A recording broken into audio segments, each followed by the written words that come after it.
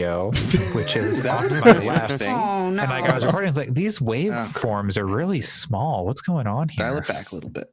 It's a lot of gain. That's very funny. So yeah, you guys are already priming the recording already? Correct. Yeah. Okay, so let me press the record button. Yeah. No, worries. I am always like, when do I press the record button? Every single week, I'm like, Yeah. what's Don't the worry best about it. time? We'll do 2 claps and then I can sync it up pretty Sweet. easy. Awesome. All right. Life is like a piano. What you get out of it depends on how you play it. Wow, that's a weird waveform. Tom Marino. I've That's never also seen like life. I've never seen a waveform that looks like this. It looked like the COVID-19 curve Whoa. Sick. for a second there. That's Literally. the virus is coming from inside the podcast. Social distancing won't help you here. The issue is. It will not. That's gonna be somebody's terrible screenplay in Is the like issue? 6 months. Is that the problem? Probably. There we go. Mine was recording from some microphone that I don't know what it is as well. Right. So At least you caught it. yeah. I was like, wow, I'm really hot. And So take off Yes. all your clothes. yeah, exactly. It's so hot. I want to take my clothes off. It's too bad we're not a video podcast anymore. Anymore. Since we said the creepy people coming in. Ooh. That doesn't Since I happen. That's exposed not my real. nipples I was on gonna say, Twitch. it's because Andre exposed his nipples on stream. That also happened. No. I was pulling off, I was doing like a dramatic like wrestling like allegiance reveal during Game of the Year, and I was gonna like rip off my sweatshirt to reveal my Goku shirt underneath when I was fighting for Dragon Ball Fighters. Okay. But then Instead, like ripped off all everything of his clothes. everything got caught, and I ripped off my sweatshirt and my shirt, and I was shirtless. It was a good I roll got my with it. shirt. Yeah, I was. Okay, So I went Super Saiyan and it tore all my clothes off. I was not. I've fixed my microphone. It's a real altered beast of a time. Yeah. Yeah. That's a way to put it. So is it just Death Stranding and Game of Thrones Conquest or And anything else? literally, I mean, those are the things that come to the top of my head. I probably have some thoughts about Nintendo Direct and the fact that Yeah. we're getting another Xenoblade. Well, is it another one or just Or It's a the port. Yeah. Yeah. There's more. They're adding an epilogue or something. I don't know. But yeah, we're going to talk about the Nintendo Sounds right. Direct. So that's Okay. We're still not porting Xenoblade Chronicles X. Yeah. Uh-huh. Mm-mm. all right. All right. I'm recording and I have time that is open. Yep. So, Do want to do it at 35? 35? Does Jeffrey have time dot is open? I do. Okay. 35, Well, 40. well, wait. Let's, No, Okay, uh, all right, fine, yeah, fine. we do one on whatever number, so 35, and then 5 seconds later, So we'll do 45 and 50. And 5 seconds 50. later. Okay.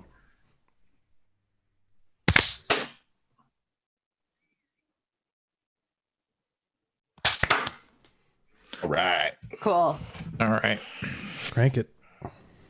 I have exciting news for everyone. The dog has not pooped this morning yet. Sick. So we'll see. Hopefully I won't have to get up. Same. She'll Nice.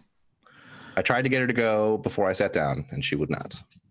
All right. She's back in the bedroom sleeping, I think. But I chose to start the stream at the right time. Hell yeah. Okay, good. It's extremely on brand. The people that get on right when we start streaming are Chris Edgerton and Erica's mother and my mother. So and Cheska usually.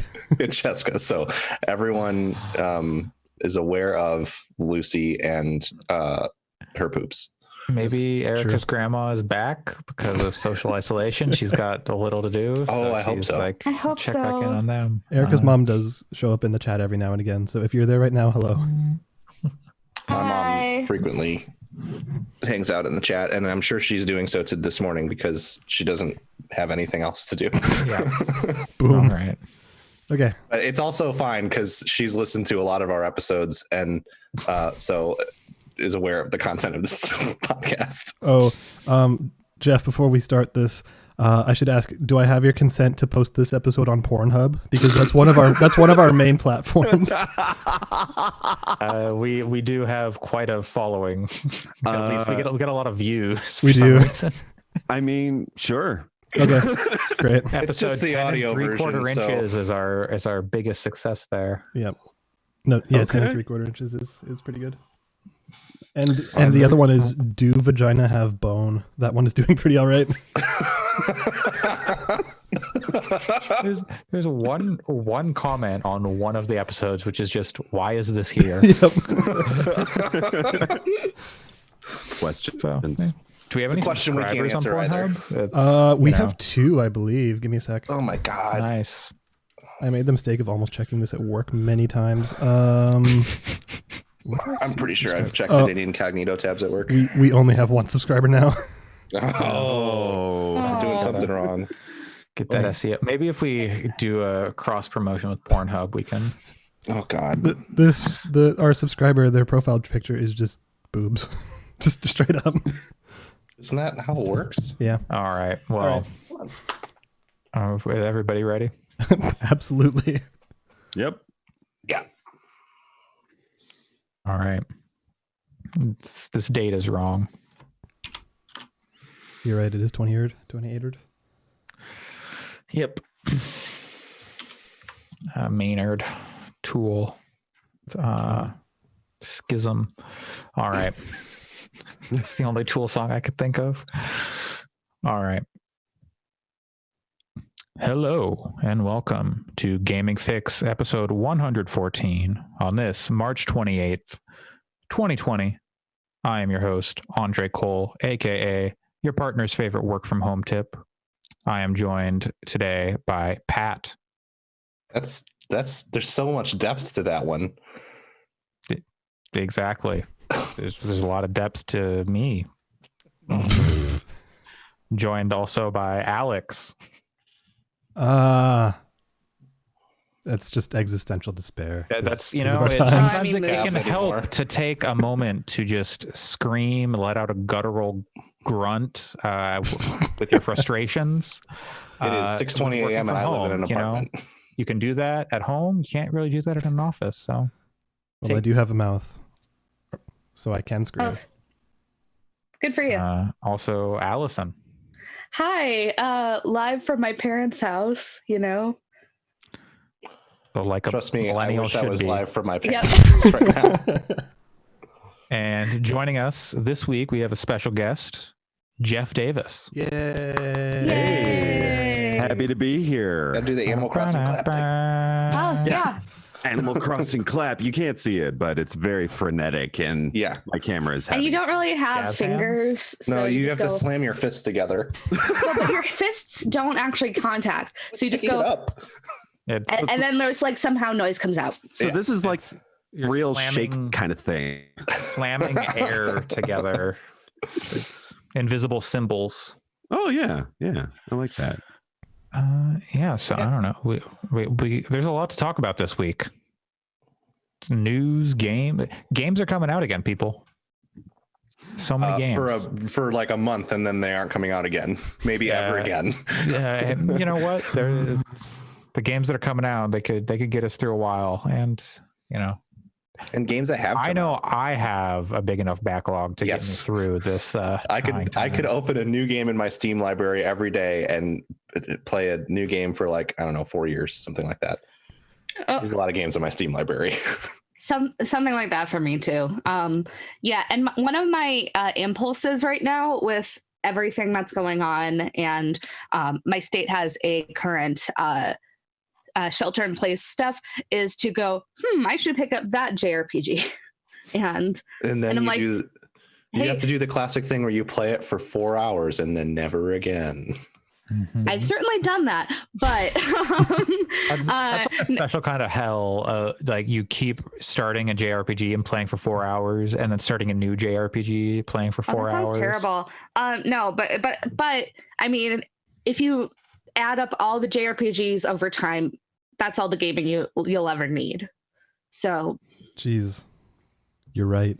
You can just play Like Trails of Cold time-wise. Steel nonstop. Yeah. Oh God, this is going to be a week where we don't talk about a Trails game. I think That's I had to mention it. Just Yeah. That's to right. get our we quota almost in. got out of this. It's okay. Now we can add that as a keyword. Yeah, Great. get that SEO baby. But we got games, we got an anime, we got news. So why don't we start with Alyx? Hey. You got a few things here. I don't know what you want to start with. I can talk about one of them. Yeah, I want to start with the one that you and I have both finished. Sure. Yeah, let's do it. I don't know if you talked about it last week. I'm a bad co-host. I didn't listen to last week's episode. I did. Basically my feelings last week, Pat and Allison were both here, so they can confirm, was Doom that Eternal. This is Doom Eternal, and my feelings at the time were basically, it's good. I don't know if it's great, which is pretty much what it boiled down to at that point, because it felt at that point like kind of similar to Doom 2016, but more arcadey. I compared it more to Quake 2 than anything else. Like it arcadey in the way that it wants to pull quarters from you. If it could do that. That's an interesting way to put it, but I don't disagree. Because there's so much going on. Yeah. And you can just like die, and the extra life system is like questionable at best. It's weird. And I'll get to it, but like just the thing that made it feel most arcadey to me was how you would go up to secrets and stuff, and they would just be giant question marks that were floating around in the air. Yeah. They had talked about how that was like a very deliberate choice to like be kind of corny. Yeah. But it seems like with this game they went a little too hard in the trying to be funny direction. Yeah, like with the story, or you just mean overall tone? Just in general. It's just in general, it comes across as trying too hard to be funny. Like the mortally challenged thing, like, oh, the mortally challenged should blah blah blah blah blah from like the announcements and stuff. Like that gets repeated so many times, and it's like if it was once, like, oh, okay. But it just, they keep using it. Yeah, I would say the first half of it or so, the jokes they go for are mostly a whiff. The only time where I felt like it kind of had that Doom 2016 charm was when they brought back in Dr. Satan. Like that, as soon as he came back and his just general like disdain for you came back, like I was like, oh yeah, this is what was great about Doom.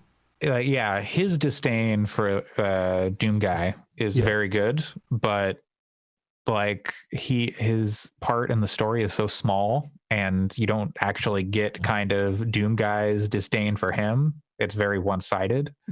Which can be genuinely very funny.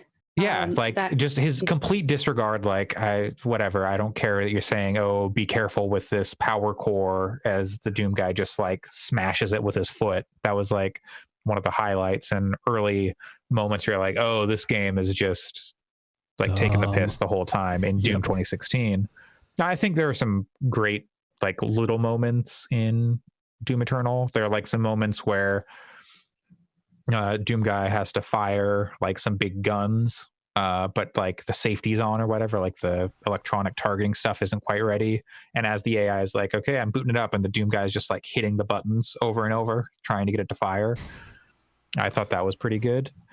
Is there any moment that comes close to the beginning of Doom 2016 where you ride up the elevator and then he cocks the shotgun in time with the music? No, I was not interested. They tried, but like the thing is, they tried, but they did it in a cutscene, which felt like kind of weird. I feel like that's the sentence of this game. They tried, but they did it in a cutscene. Yeah. Overall, it still plays, like when it's at its best, it plays really good. Like the feel is still there. Like I would say it's super competent in that way, but it just feels like the game design went real weird. And like they put in too much. Yes, there's like a billion systems that you're observing at any time.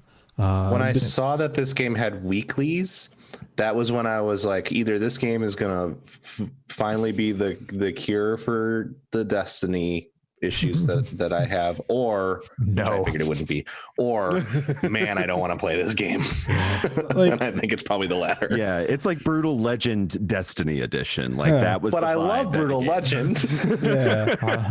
But it's Andre, I don't know if this another thing I voiced last week that I'm gonna double down on now was I got really tired of seeing the low ammo kind of notification. Like I understand their deliberate choice to make you use the chainsaw because they want you to have that be a part of the flow. But like the fact that like when you start the game, when you get the shotgun, which is like your best weapon at the start of the game, you only have 12 rounds. Yeah. Like, and the encounters are usually with like 40 enemies. Yeah, it's the beginning, like basically until the end when I got like the final ammo upgrade. I was like feeling really like strapped for ammo at all times. Yeah. But then eventually, like if you go back through the game, like because you can replay the levels and they want you to, with like there's like master levels, which are like remixed versions of the levels you can play. And they want you to do, I think they want you to do those. That's why there's weeklies and stuff. And I think things would feel better if you go back through with like all the ammo and stuff. Or if you play with like the cheat codes on, which are like infinite ammo, overdrive, then like one hit kill punch and stuff like that. So that then it's really fun to just like run through the levels and kill a bunch of demons. Because there's like no limit on your ability at that point. Yeah, but in the moments, like in the first playthrough, the first time you get there, and you're just constantly running out, that was just not fun. Yeah, and the middle of that game kind of drags. It does. Which is unfortunate. And I will say the last boss fight drags like hell. Holy shit. It took like an hour.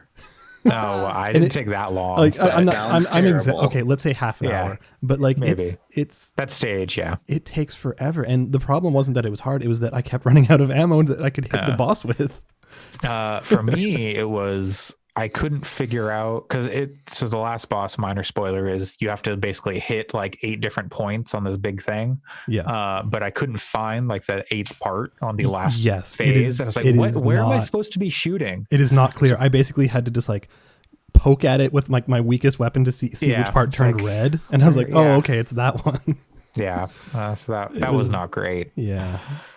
I think it's a fun game to play, but unless you like are playing Doom 2016 constantly, I don't think you need to run out and like play this. I think you're safe to wait a bit and get it on sale. I would agree. The only reason that I do plan to eventually play it is because of the unfortunate and surreal moment when on the Waypoint Radio they were discussing like, oh, it's like the metal band that has a bunch of backstory to their albums. And then then Patrick Klepek was like, oh, so it's the Coheed and Cambria video game, which is like, nobody talks about Coheed and Cambria ever.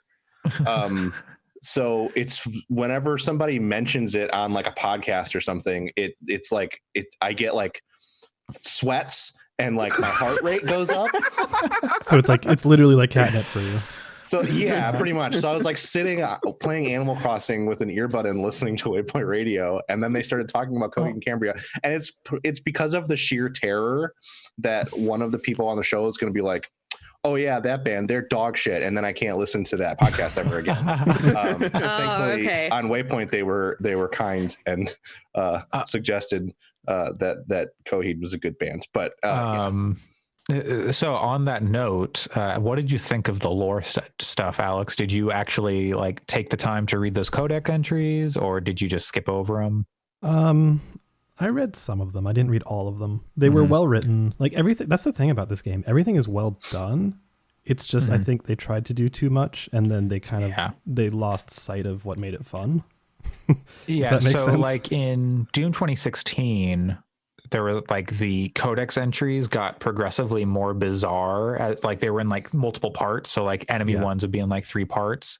And as you got progressively further in, they just got more and more like crazed, like depending on which stage of like the demonic invasion / possession the person was in when they were writing it. Yeah. So that was really interesting. It didn't seem like that happened so much with the stuff here, but instead of going like really weird and goofy, they got like really serious.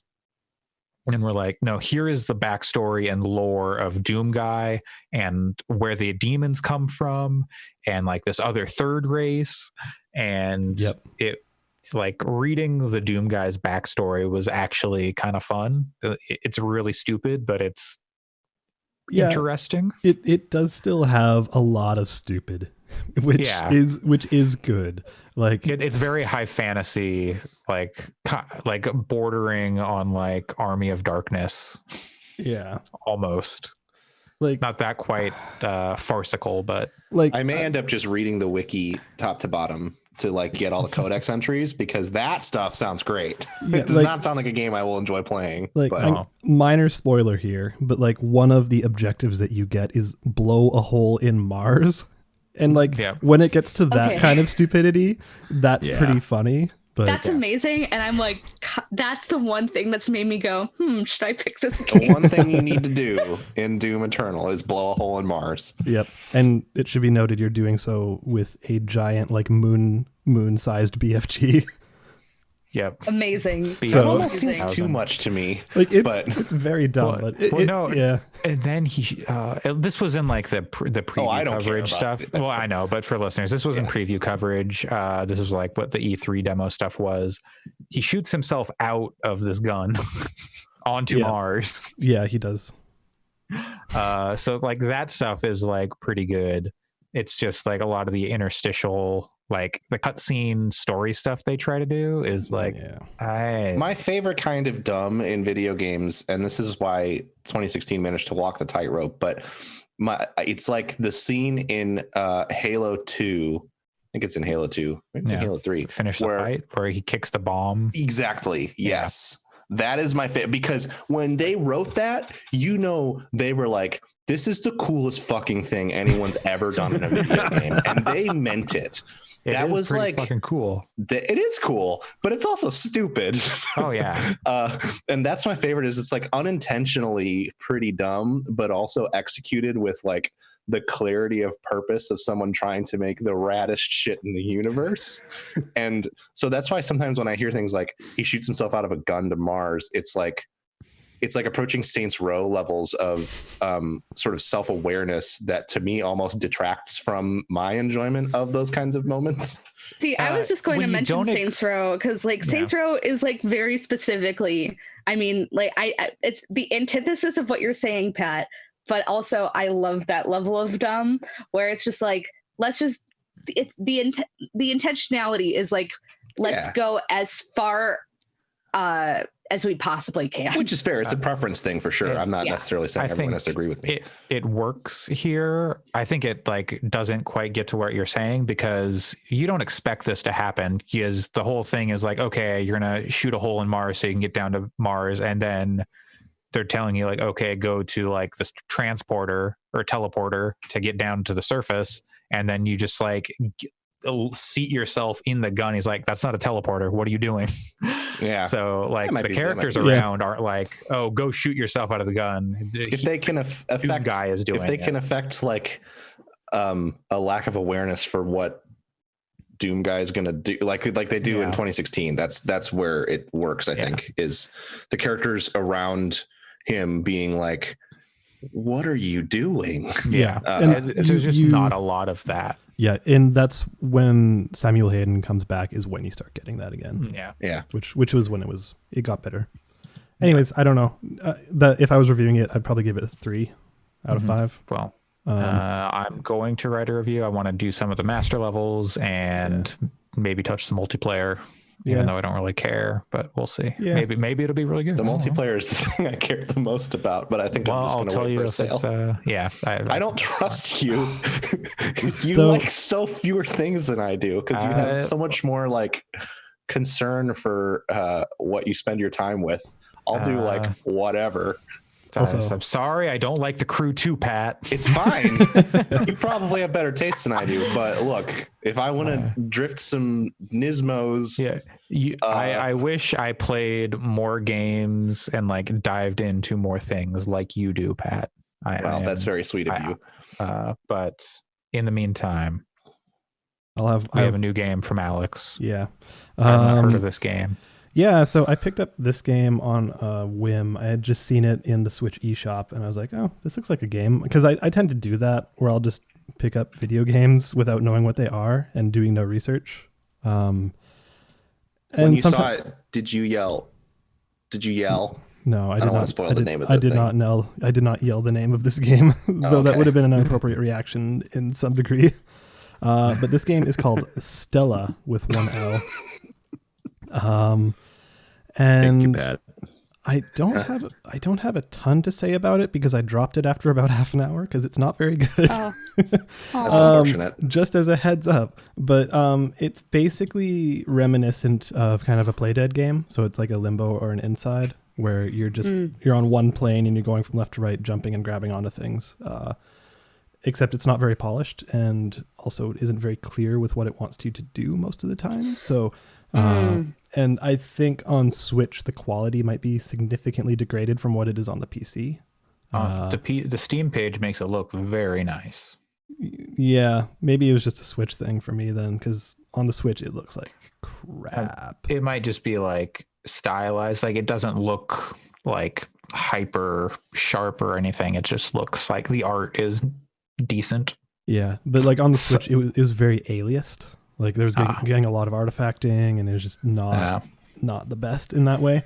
But like my main issue came from gameplay. Like I'm usually willing to sit through bad games, like Control, and go all the way to the end, and then. Sorry, but Jeff, you don't know about the long history of Alyx complaining about Control that exists on this podcast. All right. The 5,000 word essay about why Control is actually bad. I have most of that done. I decided not to post it because I don't want to be mean to people. But you still need to send it to me because I really want to read it. That's fair. I can do that soon.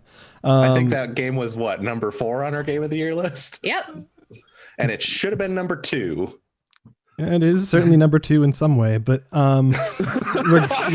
regardless, this game, usually I do have patience for bad games, but and I don't know if maybe I'm being too harsh with this one being a bad game. It feels like it's a small studio. Like it feels like it's probably made by not a huge number of people. So I don't want to poop on them. But like it's just little things where it's like, oh, I'm running through this area and now suddenly I'm dead because I didn't see this colony of rats that was crawling around because like they're so tiny and like not animating and not really making much noise that you can't see them.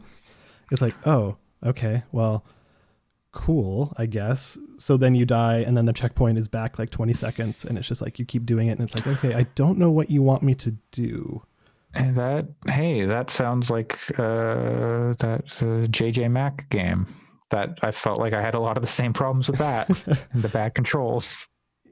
Well, in JJ Macfield, the controls were bad, but like it was usually pretty clear about what it wanted you to do, and like the puzzles like made sense and all that kind of stuff. In this one, it's just like, well, I guess I'll just interact with the thing that's kind of glowing red and see what I can do with it, maybe.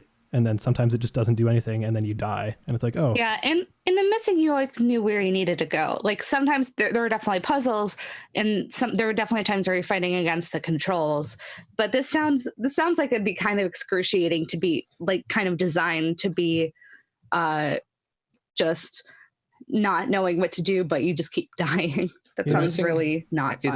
The things that make the missing frustrating are so like tied to its themes also, whether that was intentional or not, that I think it works in that game. Right. And that's why I don't really care about the controls personally, because I'm like, okay, this all makes sense as kind of an overarching package. Whereas does this frustration necessarily come across in any sort of story or any sort of theming, at least as far as you can tell? Does being trans mean you control poorly with keyboard and mouse?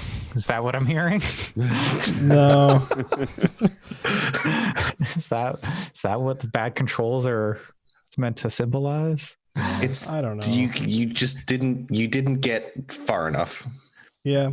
I should probably go So- further with this game. I did drop it. Maybe I'll go back to it. You don't have to play anything you don't want to.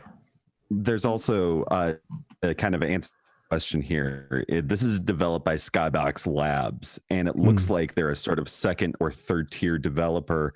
That this is only their second original title. It looks like they mostly have been porting and working on the entire Age of Empires, Minecraft, and the latter lesser Halos of our generation. So like we can, I think on one hand, sure, it looks like a fascinating piece that's trying to get at that limbo space, as you already said. But I think that I don't know, I'm watching the trailer here, and it looks like it's favoring style over substance. And really what it wants to do is just have a very meditative 90-minute animated movie. And hopefully we can, get into this sort of meditation on apocalypse, and maybe we can, glean something from that. I don't know. Maybe I'm being like hard here, but that seems like what you're aiming at. No, I don't think you're too far off. So I don't know. Maybe you'd have better luck with Tasty Lethal Tactics, their other original title. Which, not gonna lie, quite Tastee. quite a different product. Is it Tasty? I think it's Tasty. Tasty. I can tell from pasty. I can tell from one screenshot here on Steam that there are daily missions. So that might be a service game if you want to get into more of their oeuvre. The last time they released something for that was June 2nd, 2018. So. But Tasty. they have also worked on Age of Empires 2, the 2013 edition. Yeah. I don't know. Maybe I'll get back to it, but at the moment, it's not really doing anything for me. Yeah, that's fair.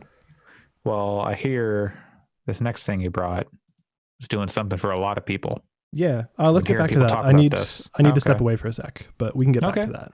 So we can come back. Then, in that case, Allison, it's your turn.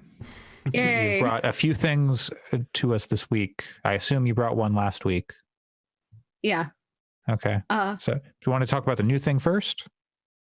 Or sure. Alyx is stepping away. Let's talk about the thing Alyx doesn't care about first. Let's spare him the Animal Crossing talk. All right. So Animal Crossing. I know that I'm not the only one who's been playing it. I know Pat's been playing it.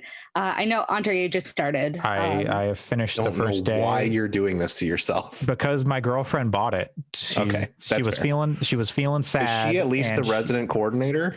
No, so we switched like primary switches. So my primary switch is now her Switch Lite, and her primary switch is my Switch. So I can play on my account on my Switch, and she can play on her account on her Switch.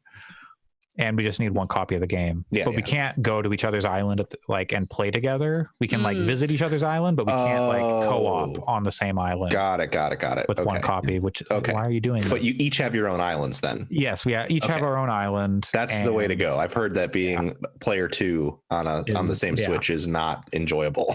I feel like I would get extremely frustrated if I didn't have complete control over my island. Maybe that's just me being controlling over dumb stuff when I have no control in anything else. So, So how is Animal Crossing a weekend? Because one day in, I don't get it. I honestly love it, but I kind of knew that I was going to love it. It's extremely the game that I need it to be right now. And I think that I just really like the sense of progression it has right now. I think this is one of those things where a lot of people will either love it or hate it in terms of how each day you have something kind of new to look forward to or something new to jump to. So like, for example, I know that my resident services is updating today. So I'm just like, when I get off this podcast, I'm going to go see Isabel and it's going to be great. But it's just extremely relaxing. And I don't know. It's exactly the game that I need it to be right now, which is very good. and it's just very fun how it keeps opening up new things. So I don't know if I have. It's also one of those games where I kind of understand if other people aren't as into it, but I think with the way of the world, I am just extremely into it right now. I have 2 words: strip mining. That's what's fun about Animal Crossing.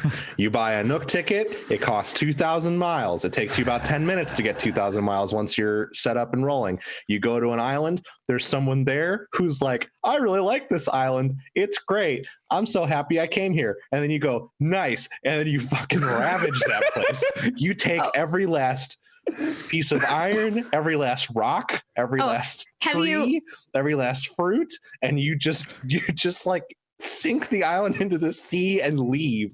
Have you ever generated a bunch of tarantulas on? No, I haven't gotten a tarantula island yet. Okay, no, you don't have to get one. What you have to do is you go to an island and then you completely cut down every single tree, pull up all the stumps, pull out all the flowers and all the weeds, and you have to break every single rock. So like you do that, so it's just a completely flat nothing wasteland, and then the spiders come because you're removing all of the other anything else that would generate any other bugs. So there's only a couple more bugs that can generate, and one of them is the tarantula. So all right, I will try that. You know, it made me a ton of money, but you also feel like kind of a jerk player too. I wish that I could get an upgrade for the plane that's like carpet bombing, so I could just save myself the trouble of actually cutting down all this stuff. Just Dresden edition. Yeah, and then just have the plane Wilbur fly over and just like lay waste and then drop me off. So the thing that I have learned over the past like week as Animal Crossing has been out is people are real weird about Animal Crossing. There are people who take it way too seriously. To be clear, I'm kind of talking in jest. I actually wish the game was a little more aware of the fact that it's a game about colonizing an island and then brutally ravaging the dozens of small islands around it. But it's also very cute and fun. So, but like, it's one of the. I don't think it's quite at the level of like some of those other games that are being unaware, but at the same time, it's not as bad as Monster Hunter, right? But that's exactly what I was thinking of. But I don't strip mine in Monster Hunter. But I don't feel quite as well. But also, there's no like sentient creatures on these other islands. Wildlife to kill. There's just like bugs that are kind of hanging out. Just fish and insects to trap in a museum. You know. Yeah, you do trap them in a museum. I was going to say you don't kill them, but you do take their agency away. But this game's museum is so lush and big and beautiful. It's better than where they were before. But don't worry, it's better. They wouldn't have made it on their own. Oh no! Not with the way you play, Pat. the colonial arc. Back to my point about the last week making me realize people get weird about Animal Crossing is like there are people who take it way too seriously, like the time skipping and like I have to min max everything and do it as fast as possible. That's like why don't you play the game the way it was meant to be played? And they're like, no, you have to play it with time skipping. That's the way it was designed. You were on last week. That's right. I had you should. Oh man, you should go. Pat had a rant about time skipping, and it was amazing. I believe it started with, "Hey, if you time skip, fuck you," and then it went on from there. It's like I don't care if people do it. It's just like that, and then like the min maxing in general is just like people will get. Like I thought this was supposed to be like a chill, relaxing game. Like everyone like talking about like I need to get peaches on my island, and I'm like, why do you need peaches on your island? See, they look like butts. That's why. All is that literally it? Well, I mean, also sell for more. But. Also, you want to get like with the Nook Miles thing. I think that it gives a lot more structure to Animal Crossing than it has in the past. And one of the things that you can get Nook points for is.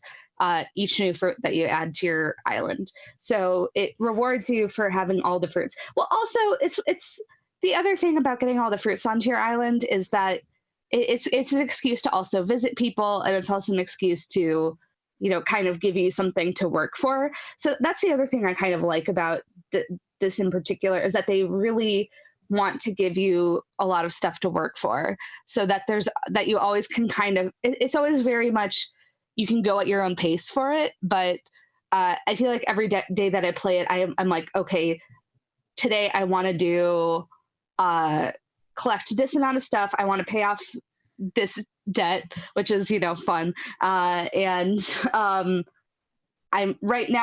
trying to make sure that I can catch a specific fish before it goes away at the end of March. Oh god, so, yeah, I have like 4 more of those to catch. Yeah, there's one where I'm like, why won't you come? I gotta go fishing this weekend. Yeah. But I think that's kind of the thing that I really like about Animal Crossing, is that it really rewards different play styles. Like, they're the people who get really, really intense about it, do time skipping, and are min-maxing everything. Whereas you can also just ignore all of this and just let Nook miles roll in when you can. And if that's fine too. The other thing I'll say is that this is like the most wholesome multiplayer experience, I think. It's pretty good in any game.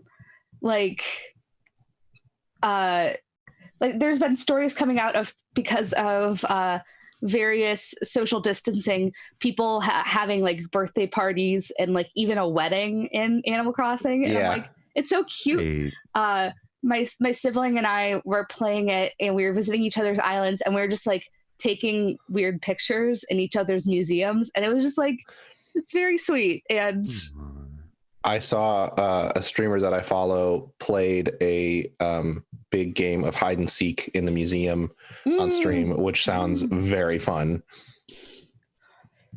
I think there's a lot of cool stuff you can do in Animal Crossing. I'm still only on day 1, so you can't do shit. Yeah, that's a thing. And it's especially, there are frustrating moments. Like, I had one on Sunday where I didn't know that you needed to have the Nook Stop open, Nook's Cranny open.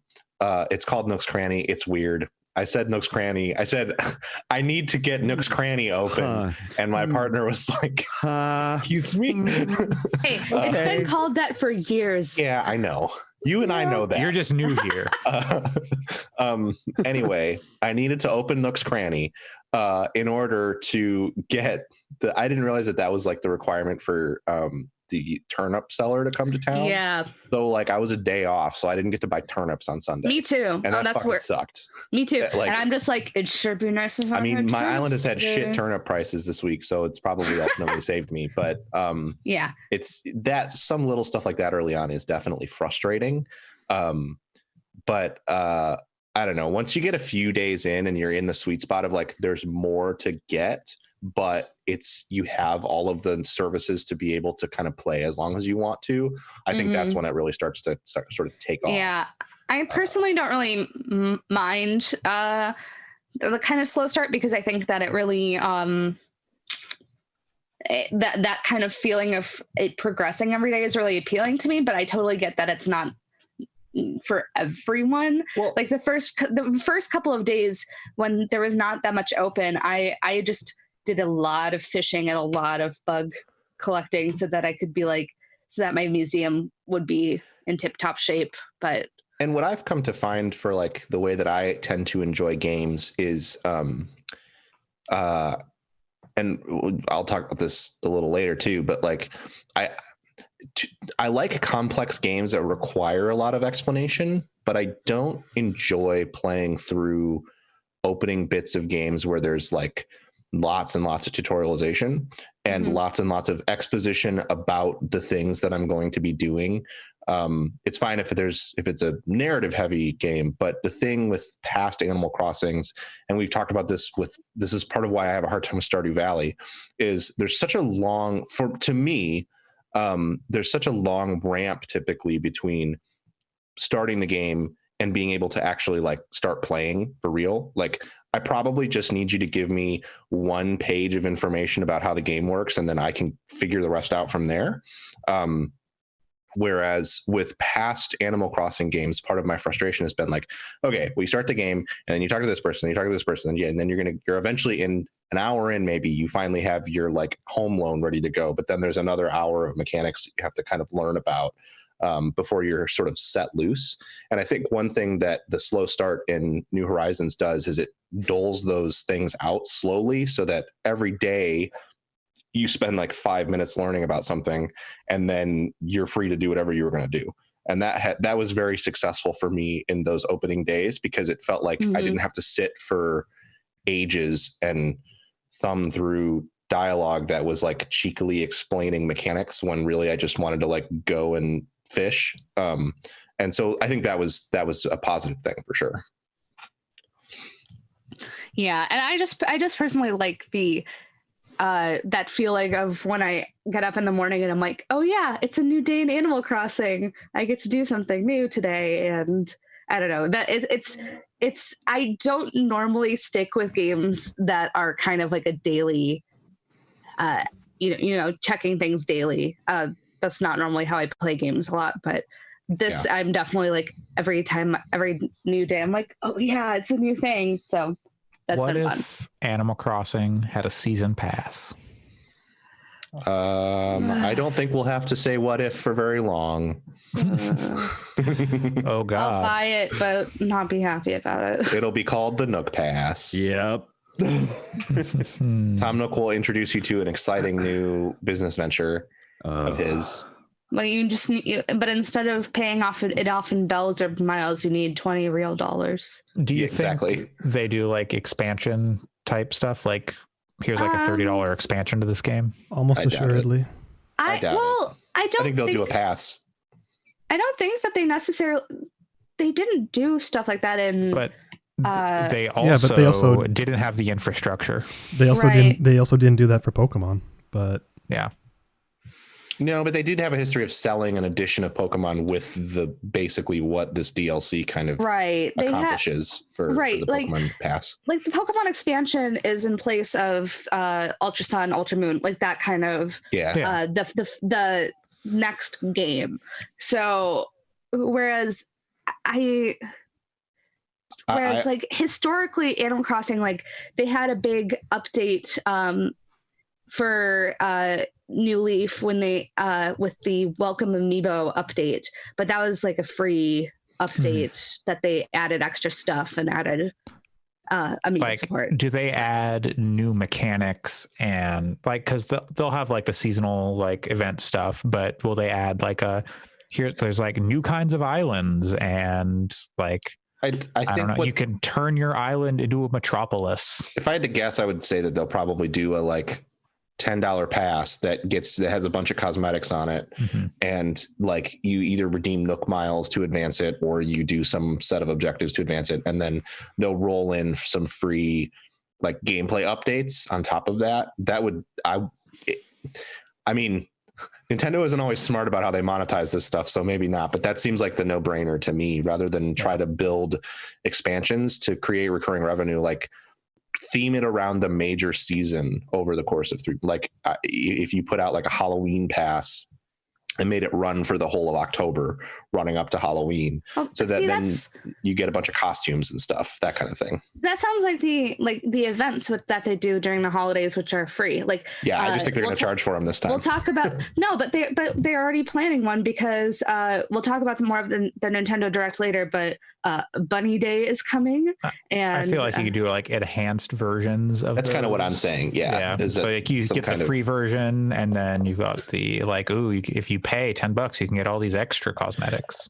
So but also Nintendo Online this game is sort of a selling point for that service when it doesn't really have any selling points right now. So maybe that they'll be content with just selling copies of the game and then getting people to buy Nintendo. It's also been a really big system seller, and it's been a big online seller like that. So I mean, I think that there is definitely value in going, hey, here's all these online events where you can keep playing this game, keep your online subscription. There's definitely value to that. For sure. And they could just stick with that too. I wouldn't be super surprised. All right. Well, I'm going to have us move on from Animal Crossing. It was a good talk, everybody. Good job, Allison. Yep, good one. Yeah. Oh, Do you see what there I we did go. there? I see what you did there. I hate this. See what you did there. I played the game. Good job. It was just announced and shadow dropped in the Nintendo Direct.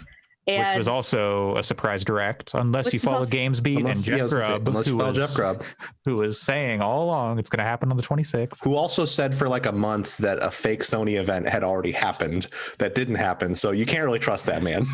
Well, he was just trolling people on purpose. I know. He published a story on GamesBeat that said, "Yeah, I bet it's the 26th."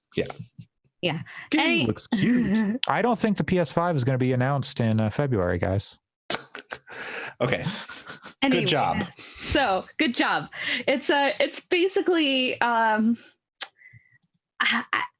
feel I'm trying to figure out like the way to describe this genre of like chaos simulator where you are a child of a CEO of a company and you're given all these jobs to do and you keep moving up in the company, but you basically have to figure out how to do each puzzle, but you're also almost certainly going to wreck the place while doing it. So for example, if you're the first level is okay, set up this projector, but to do that you have to bring a projector from one side of the floor to another. So you think, okay, that seems like it's pretty standard, but in the process, you can very easily basically like destroy the whole office. So that's kind of the fun of the game, is that you're trying to figure out how to do these puzzles, but also it's just generally very, very chaotic, which is fun. So like there's also one where it's like, okay, you need to make all of the flowers bloom, which you do by watering them. You could just go get like pails of water and pour it and make the flowers bloom, or you can use like a fire hose and completely wreck shop, but you made the flowers bloom anyways. Interesting. Well, hey, it sounds like a win-win to me. It's very silly.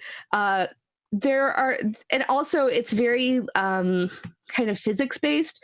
So like, for example, you can just completely fling stuff across with like you can kind of make it like a slingshot with a like cord an and just cord, yeah, and you just kind of fling stuff across. Like one part of the game, I'm like, I could wheel this through the thing, or I could just slingshot it across the building and it'll get there faster. So it's very that logic makes very sense. dumb. It's very fun. Brenda from accounting doesn't need her like desk. The walls. Like there's one point where I'm like, okay, how do I get this into this room? You can do like a puzzle and like with turning on energy, like turning on stuff or whatever. And I'm like, no, I'm just going to shoot it through the wall and punch a hole through the wall. And then it worked. So cool. Kool-Aid Man. Oh yeah. Exactly. No, and there's like, so it's very, very silly. The one thing that I do think is a little bit, I don't know if I necessarily agree with how they do this. So at the end of each level, you do get ranked. It's just for the, just for possibly replayability and for ranking, but you do get ranked lower for the more property damage you cause, which makes sense logically. That seems like the opposite of what it should be. Right, exactly. Like it makes sense logically. Like, oh, it took you $60,000 worth of damage to set up a projector. That's gonna rank you lower. Yes, no, it's that level of like, I'm causing tens of thousands of dollars of damage to water some flowers or to get people into like, oh, I need people to attend this meeting, so I'm just gonna like punch through walls to get people to meetings. But it doesn't seem like it incentivizes experience. but it doesn't seem like it incentivizes the fun bits, which is to just kind of destroy things. So I at a certain point had to just go, okay, I'm not going to care about this ranking at all. I just want to play this and do it the most dumb, fun way. Because if you're playing it trying to get like A's on all of the ranks, I don't know if it'll be like even that much fun. Because playing it where you're trying to actually do a legitimately good job seems like it would be terrible. Whereas playing it so that you can cause vast amounts of property damage in an office setting is extremely fun. So this game has co-op, yes? Yes, I haven't played it. I don't know how. You should make your parents play it co-op. Oh God, no! My parents will not. Also, I don't have my Switch dock, but No. Well, I forgot to bring that with me when I came over. But it's yeah, it's very, very silly.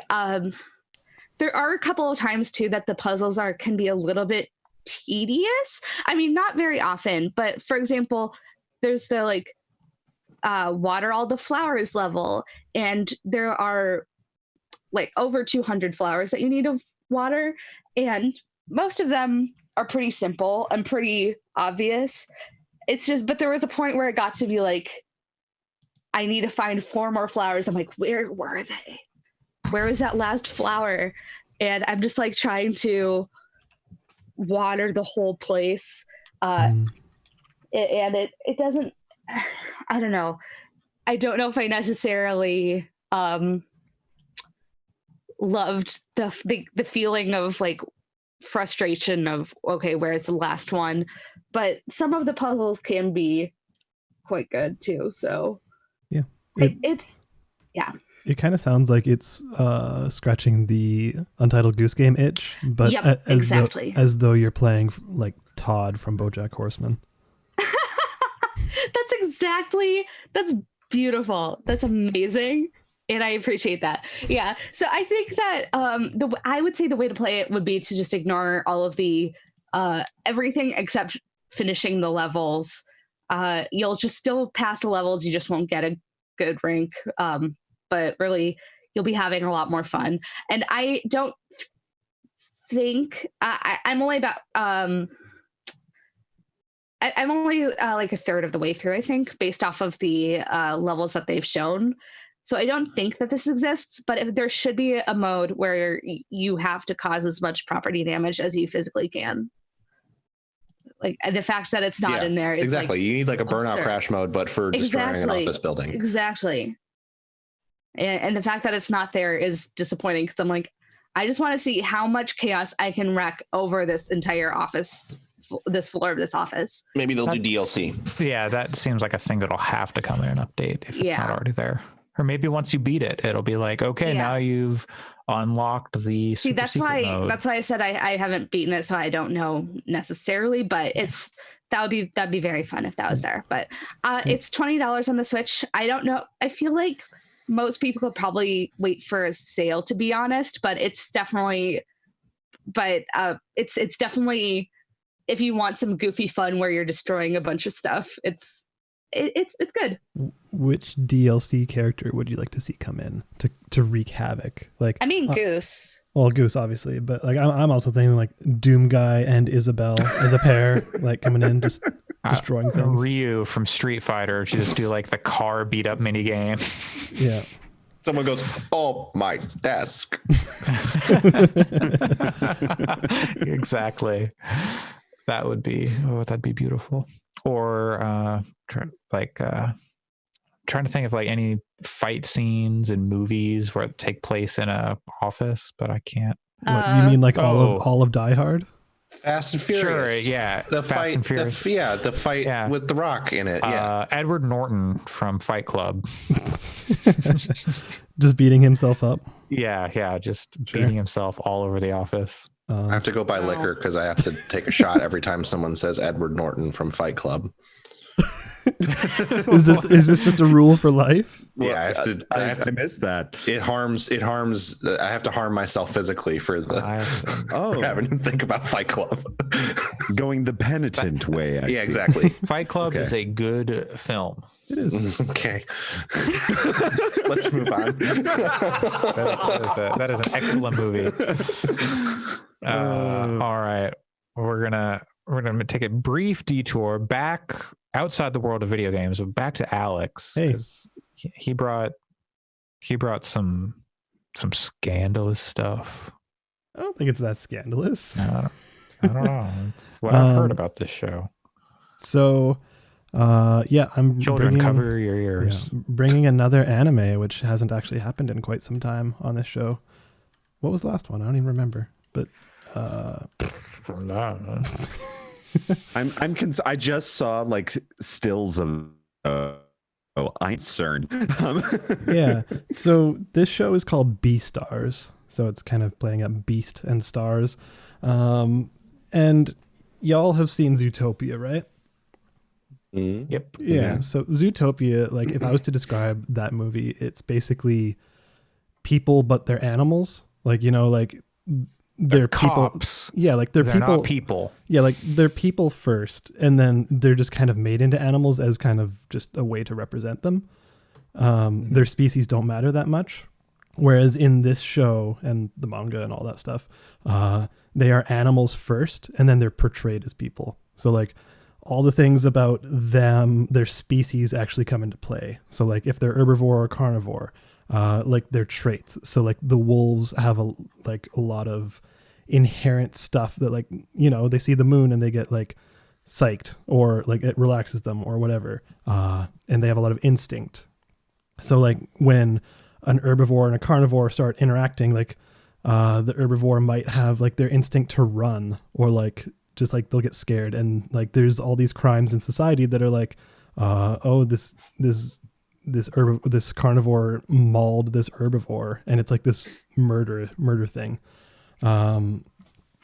So it's not like Zootopia in that way. It's really interesting. I think it's a really good show, honestly. It's made by the same studio who did Land of the Lustrous, and you guys know my feelings on Land of the Lustrous, which is very, very, very positive. And I can tell that these guys, they like making the kind of stuff that I like to watch, because they're stories with a lot of depth, and they're coming at things from a really interesting angle, and they're doing stuff by authors who are really interesting. Like Land of the Lustrous is written by a very private person. Like she's a lady who's just wrote this story about androgynous characters, where gender plays a big part in the society and stuff like that, or being genderless, I should say, plays a big part in their society. And like they're telling the story in a way that's like relating that to human society, but they're not humans, but they look like humans. And this is similar. It's written by a lady who's also very private. She's much like Yoko Taro in how she appears in public. She only wears masks. Like she doesn't want to be known, really. She goes to public appearances because she has to advertise her shit. And you can tell that her story here is coming from a place of knowing. Like it has commentary on so many different things. Like racism is really huge in it. It's like almost like 1930s segregationist America in a lot of ways. There's a lot of like things like feminism comes up quite a bit. And like the power of a woman, especially like if it's a woman who is a rabbit, who naturally does not have much strength and like is tiny, and people pity her because of her size. It's like, okay, she wants to be a cop, and she's the first rabbit cop. Yeah.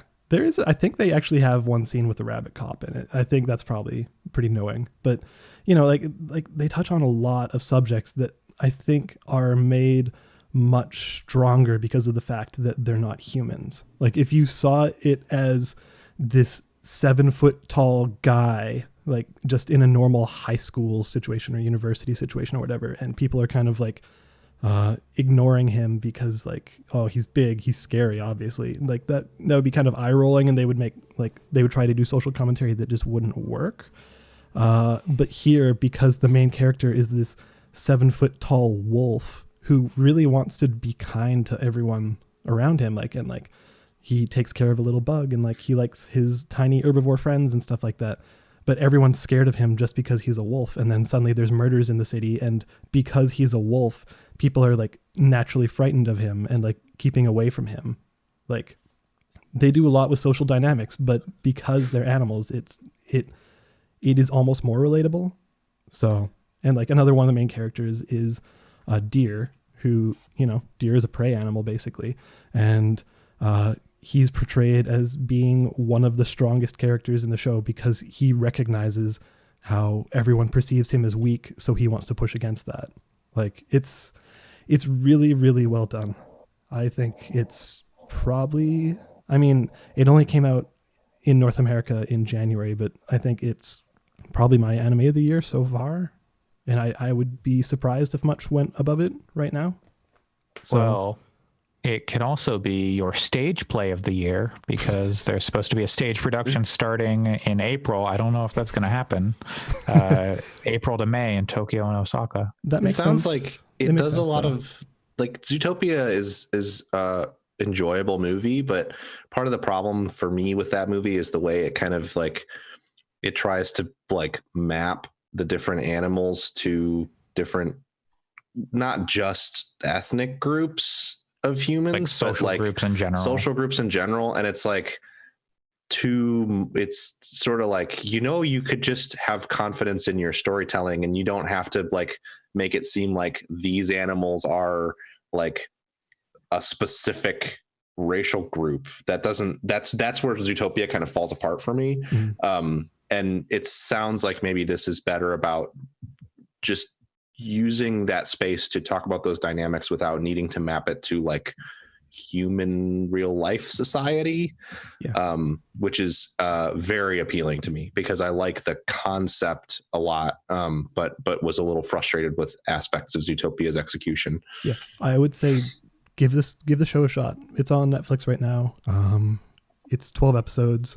The animation is beautiful too. Yeah, so it's Studio Orange. Really nice. Studio Orange makes a case for why 3D is totally valid in animation. Like, but Land of the Lustrous too. Land of the Lustrous is also like that's a 10 out of 10 show, and this is either a 9 or a 10 out of 10. I'm not sure, but it's pretty good. It's not pretty good. It's fantastic.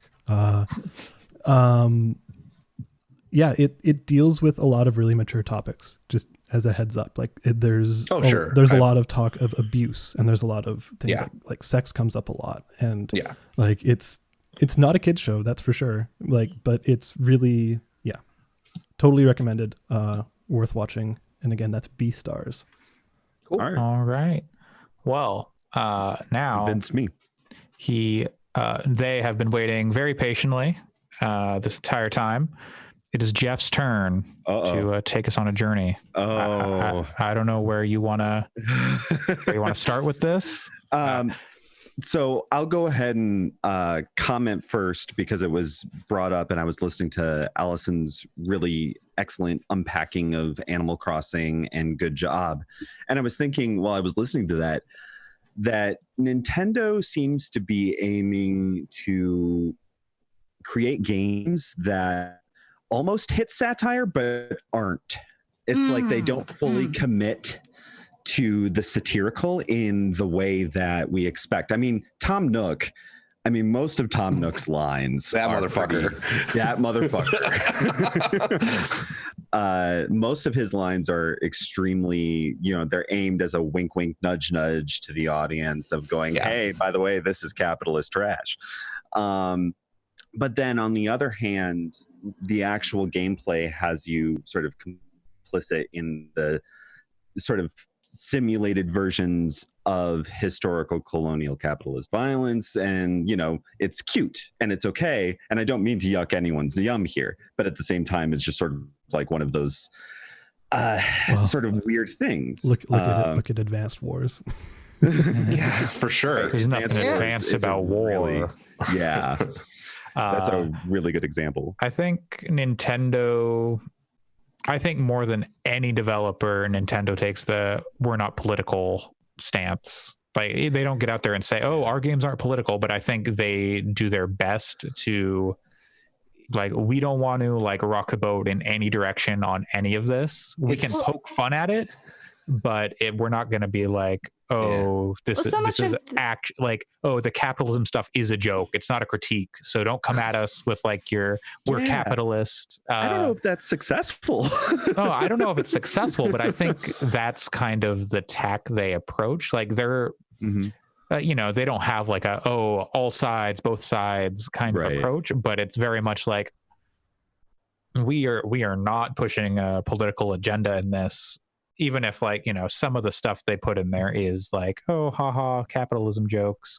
Well, I feel like so much of their identity as a developer and as a brand is we make fun games for families. And I think that while you can certainly still convey meaning and messaging in that, I think that they're like, if you ask them about that, they would probably just respond like, we're just trying to make a fun game, which I do like the idea of Nintendo going more into the satire, but I feel like it's like them choosing to not lean into it is not quite as egregious as some of the other developers saying, oh, we don't want to be political when they're making like trying to think of an example. Well, at least they're not making games about like militias in the Rocky Mountains or something. Right, exactly. Like I say as someone who likes Far Cry.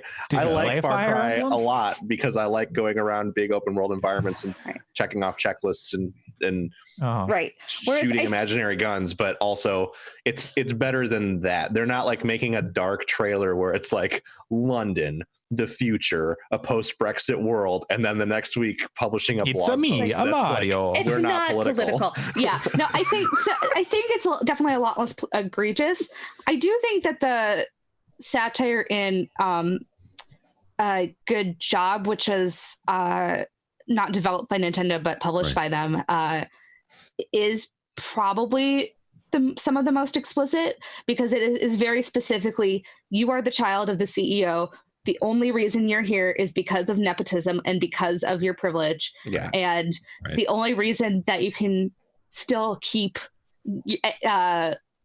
working here is because of that. Like it like literally says good job after everything, even though as you see the like level of destruction around you. So I think it's probably some of the most explicit that Nintendo's gotten, but it's also, like I said, not developed by Nintendo. Yeah, I think the weird thing about Nintendo is that they're also willing to censor between regions. Like they're willing to change content between regions. What I was gonna mention too. Like, but like not just like the physical things, but like what was it with Bernadette in Fire Emblem that they changed one of her lines like with an update because I can't remember what it was exactly. It was something about like how she was like kind of abused as a kid or something like that. She was like, I don't remember. Like tied to a chair, told to whatever. Yeah, and like locked in a basement kind of stuff. Like so like that's my weird thing about Nintendo is that it's like, oh, it seems like they're actually going to do something interesting. Oh wait, no, never mind. They're going to censor it between regions because they don't have enough confidence in it in a way, which is kind of weird. Well, but it's also who's doing the localizing. I guess Nintendo has the Treehouse localizing, stuff. and it's to some extent, though, like, I'm not saying that I think it's better to shy away from ever saying something at all, but you could also have the Atlas problem on the other side where they just, rather than carefully try to fix the context, they just with a brick go like, nope, we're just going to show everyone our transphobia, homophobia, sexism. So I was going to bring that up in the Persona. I was also thinking about for the changed it in the localized version about Catherine, which they're bringing to Switch, and that's the right reaction.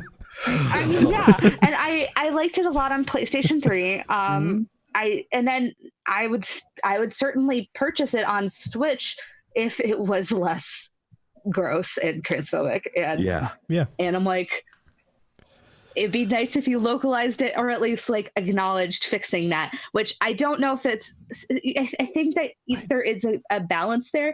And I mean, there's also a difference between like keeping in content that is like genuinely meaningful versus content that is straight up offensive. But I don't know that they could do that with Catherine though, because the core conceit of that game is just it's a specific plot thread though with a specific character. There's a couple of characters that are treated, and dialogue around that character. Okay, they're treated very poorly in the dialogue in very specific scenes. That is very outwardly phobic. It's big yikes. Mm-hmm. Big yikes indeed. Yeah. Anyways, video games. Energy. Yeah. No, I mean, speaking of big yikes energy. Yeah. Speaking of big yikes energy, let's talk about some video games. So that transition was good. It can work for either of those games. Right. So Death Stranding in the time of the coronavirus. Hell yeah. So Death Stranding. Wow. Kojima, our prophet. Beautiful. I never finished Death Stranding. Me neither. I should also play it. I'm still in chapter 3. Yeah, same. I'm in chapter 5. I'm sorry. Wow, you're further ahead. I got to the part where I don't want to make us go off the rails, but I got to the part where you go and have to like convince the guy's like partner, wife, girlfriend or like you have to go like get the her, artist. The artist, God. Yeah. And I was like, it's really weird the way he talks about his daughter. And Andre was like, yo, that's not his daughter. And I was like, this game is gross. And then I stopped playing it for a while. You gotta keep playing that story because it gets weirder. It does.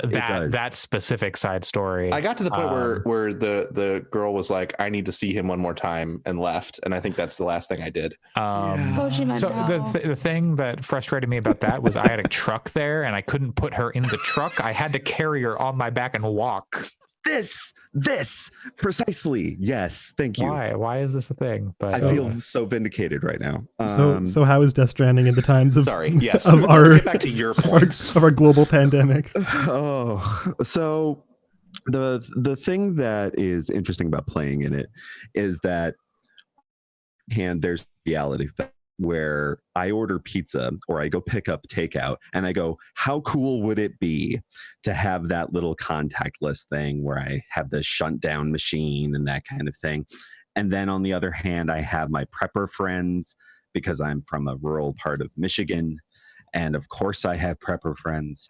And it's just a thing you develop when you Pat's just nodding. He's like, that checks out. That's right. I mean, that's how Michigan. It goes. And so, I'm seeing sort of the idealization of their lifestyle within Kojima's sort of bizarre universe. And what I've sort of reflected upon is that playing Death Stranding now is, I feel like there's some part of Kojima's writing which is not necessarily vindicated, right? It's not saying that like, oh, I told you all and you didn't listen. Yeah. It's more that it's coincidental in ways that are eerie and uncanny, and that if you go back and play it these days, there are certain scenes that hit way more that before they just kind of bounce off and you're like, oh, okay, so it's Kojima having another slow pan moment. Okay. Where what kind of comes to mind is anytime that you immediately find when you're way to a completely new location, not a prepper location, but an actual new section city of the map. Yeah. Mm-hmm. And there's this sense of the same kind of sense of bleak optimism, but also dreadful existential fear that I think characterizes much of the coronavirus situation, at least in Michigan, because right now we're under shelter in place. And I think reading the game from a pandemic, hermeneutic, to use a $5 million word,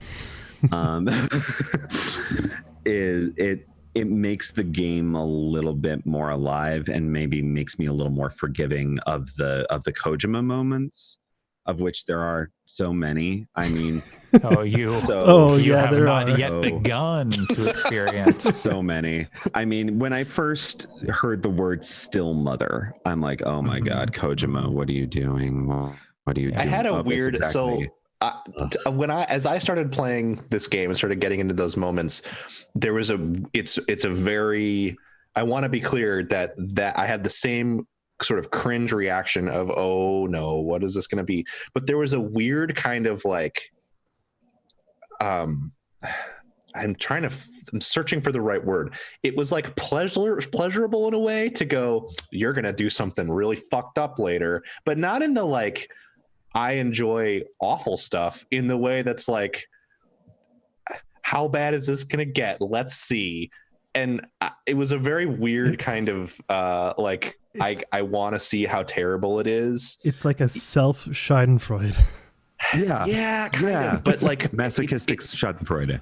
It's very masochistic. Yeah, definitely. But then there's so many aspects of that game that I actually like deeply appreciate and enjoy, even in some of the writing and characterization, specifically the performances, that I had a very interesting time with that game where I'd like deeply liked it, but also there was that like, it's like I don't even know. It's a very singular experience. Because I was going to say, like, it's kind of like watching a friend who you know is about to say something in a room that is deeply offensive and problematic. But I don't enjoy that. I find that some of the most anxiety-inducing moments of my life have been those situations. So it's not like, it's almost like there's a way to like deal with that anxiety via Kojima being problematic at times in a video game that I can experience one-on-one and reckon with. You're saying things that I find problematic. I don't know. It's a weird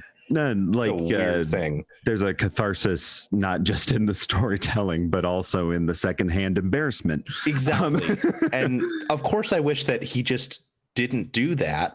Yeah. But at the same time, knowing that he was going to, there's a certain degree of like weird reckoning with a feeling that is like a safe space to do it in. Yeah. Right. But right. But yeah, it's interesting to think back on the reception of this game when it came out. Specifically, how everyone's like, "Oh, this is an Uber Eats simulator."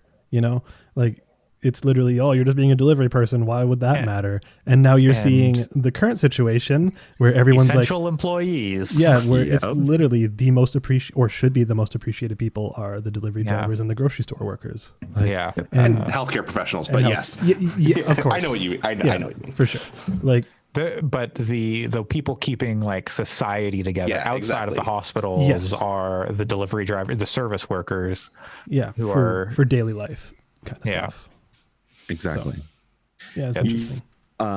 So I think that's a very live point, and you definitely hit the nail on the head here, Alyx. That was there's something really salient about Death Stranding, even though it's super problematic. And even though it's probably the most stressful game I've ever played, because I don't know, horror whale does something to me. So yeah, that's basically all I had to say about Death Stranding. Move on to Game of Thrones, or do you want? If you want to talk about Game of Thrones Conquest, okay. So I don't want to monopolize time here. No, you're go fine. For it. You're good. Okay. So I'm going to preface this by saying I fucking hate mobile games. I am not a mobile gamer. I mean, Pokemon Go was as far as I went. Sedentary gamer, Jeffrey Davis. That's right. That's right. Because I still haven't gotten over trauma of activator from Genesis. So Game of Thrones Conquest is basically a gacha game. It's pay to win. You know, it's one of those. Yeah, it's awful. How much money did you put into Game of Thrones Conquest? I'm not comfortable disclosing that. Oh, God. Uh-oh. Yeah, it was a thing. Nothing got turned off or anything, but it's one of those things that definitely hooks you. And it was one of those sort of theoretically like, oh, you can do free to play. You just have to make 15 other free accounts and et cetera, et cetera, et cetera. The mechanics are shit. It's generally just not an enjoyable game at all. I basically installed it on a whim. I'm not following you. You're saying it's all right? It's a pretty good time. Yeah. It's a great time. But then I was expecting your typical gamer community.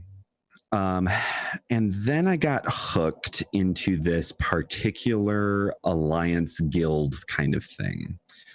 And that's when everything changed, because it's not that the game suddenly became good. It didn't. But rather, I saw each allegiance trying to practice its own political imaginary, trying to practice its own kind of picture of domination.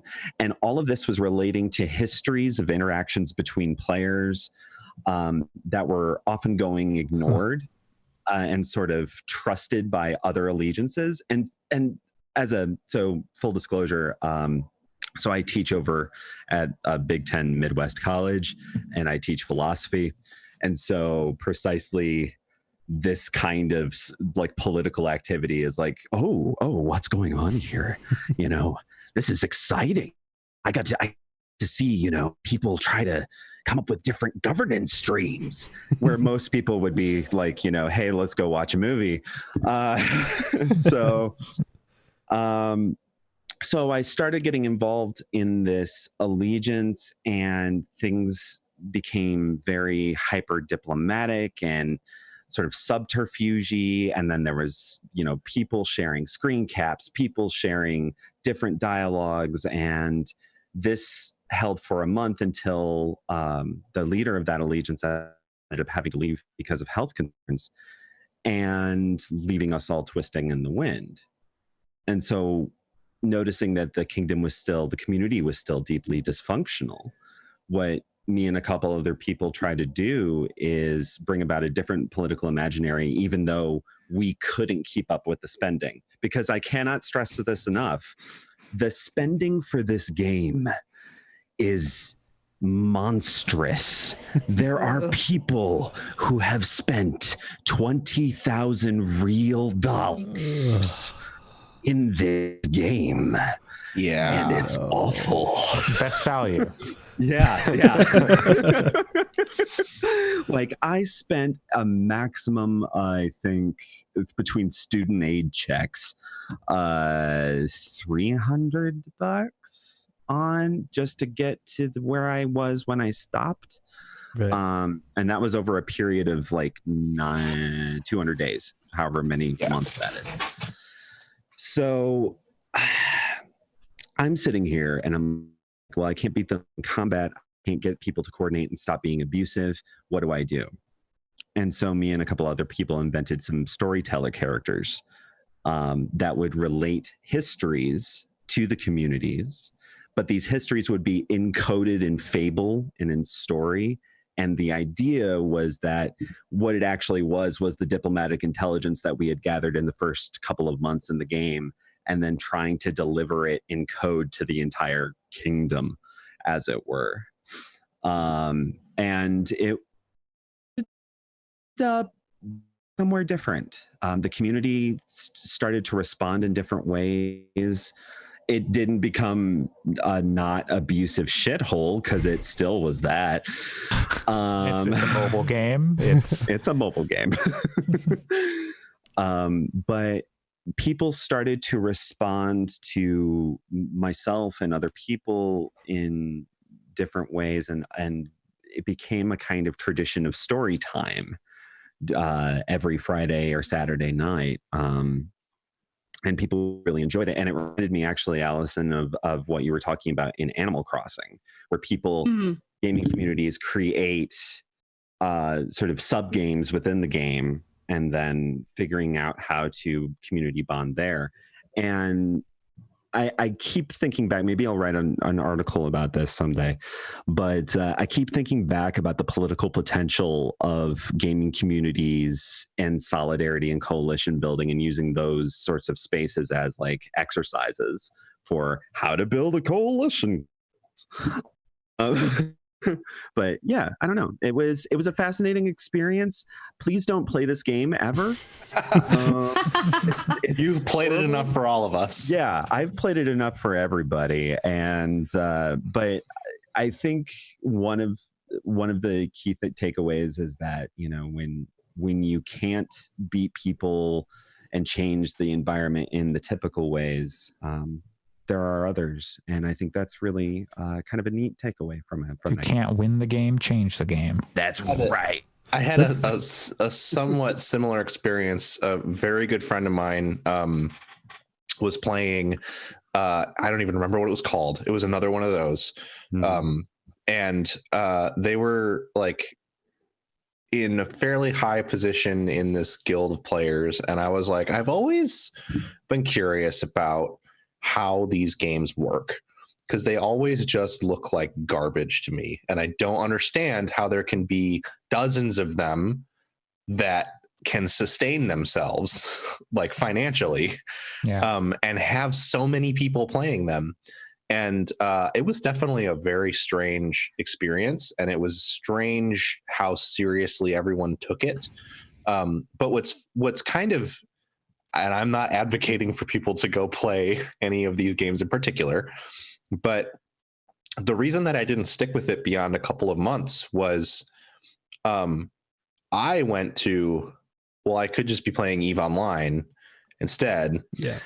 But the thing about these games is, like, EVE Online is a weird game because it becomes your life to an extent. Like you have to log in and play it every day. Like, you have to be doing things in it all the time, in addition to having all of those political machinations going on. Whereas these mobile games capture a lot of what makes EVE Online good, but instead of also giving you 37 spreadsheets to balance every day, it's like, just tap this button, just tap these farms and get your food, and then tap this make soldiers button, and then tap the send army button, and then you can put it down for 4 hours. Yeah, it's EVE Online in microcosm. Yeah, so it's interesting because I think, like, the thing about the problem is that there's that paid aspect, right? Like, the problem is that you can just buy your way to victory, which is something you cannot do in EVE Online. Well, you can do it with ISK, but that's capital that has been generated within the game for the most part. So it's like, there's still issues of like capitalism and wealth, but they're far more interesting because they're core to the game's economy. There's not the same external dumping of funds from an external economy to kind of imbalance things. But at the same time, like I said, EVE kind of takes over your life, and you have to spend hundreds of hours learning how to play it, which you don't have to do for Game of Thrones Conquest or like whatever flavor or theme of Conquest game you're looking for. But they're fascinating. That's for sure. Good? No. Interesting? Definitely. Yes. That's exactly where I land on it. All right. Well, that is one game that is maybe eerily prescient with Death Stranding, and one game that you absolutely should not play with Game of Thrones Conquest.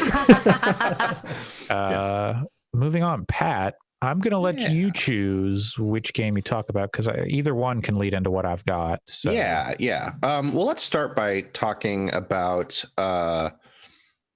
both of them have their own segues into what you've got. So we'll start with a VR title that I actually picked up a while ago, but found that I had to kind of compromise on the visual quality so much to play it that I put it down, because I'd been planning on upgrading my video card this year anyway.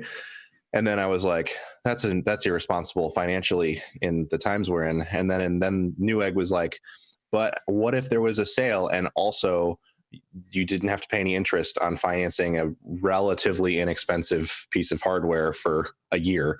So I was like, all right, fine, you got me, and ordered a card, and spent some time last night with that card and my Oculus Quest that I hooked up via the Oculus Link cable to play some Asgard's Wrath, which is was kind of heralded last year as like, this is it. This is VR's traditional game. Yeah. A lot of like really strong reviews. 40-hour role-playing game experience. And I had played like, I don't know, half hour of it prior, but last night I spent a couple hours with it, and it's good. It's definitely like it's weird, because if it were not a VR game, I think it would probably be a like interesting sort of experimental RPG, but ultimately not one you'd want to spend a lot of time with. Given that it's VR and there's that sort of tactile escapism to it, I think that's definitely works in its favor. But the general concept is that you are a like fledgling god of the Norse pantheon, and the game opens with a very cool sequence where there's a kraken and you're fighting it, which is not part of Norse mythology, but whatever. They call it the kraken. I don't really know why. Maybe they just call it the sea monster.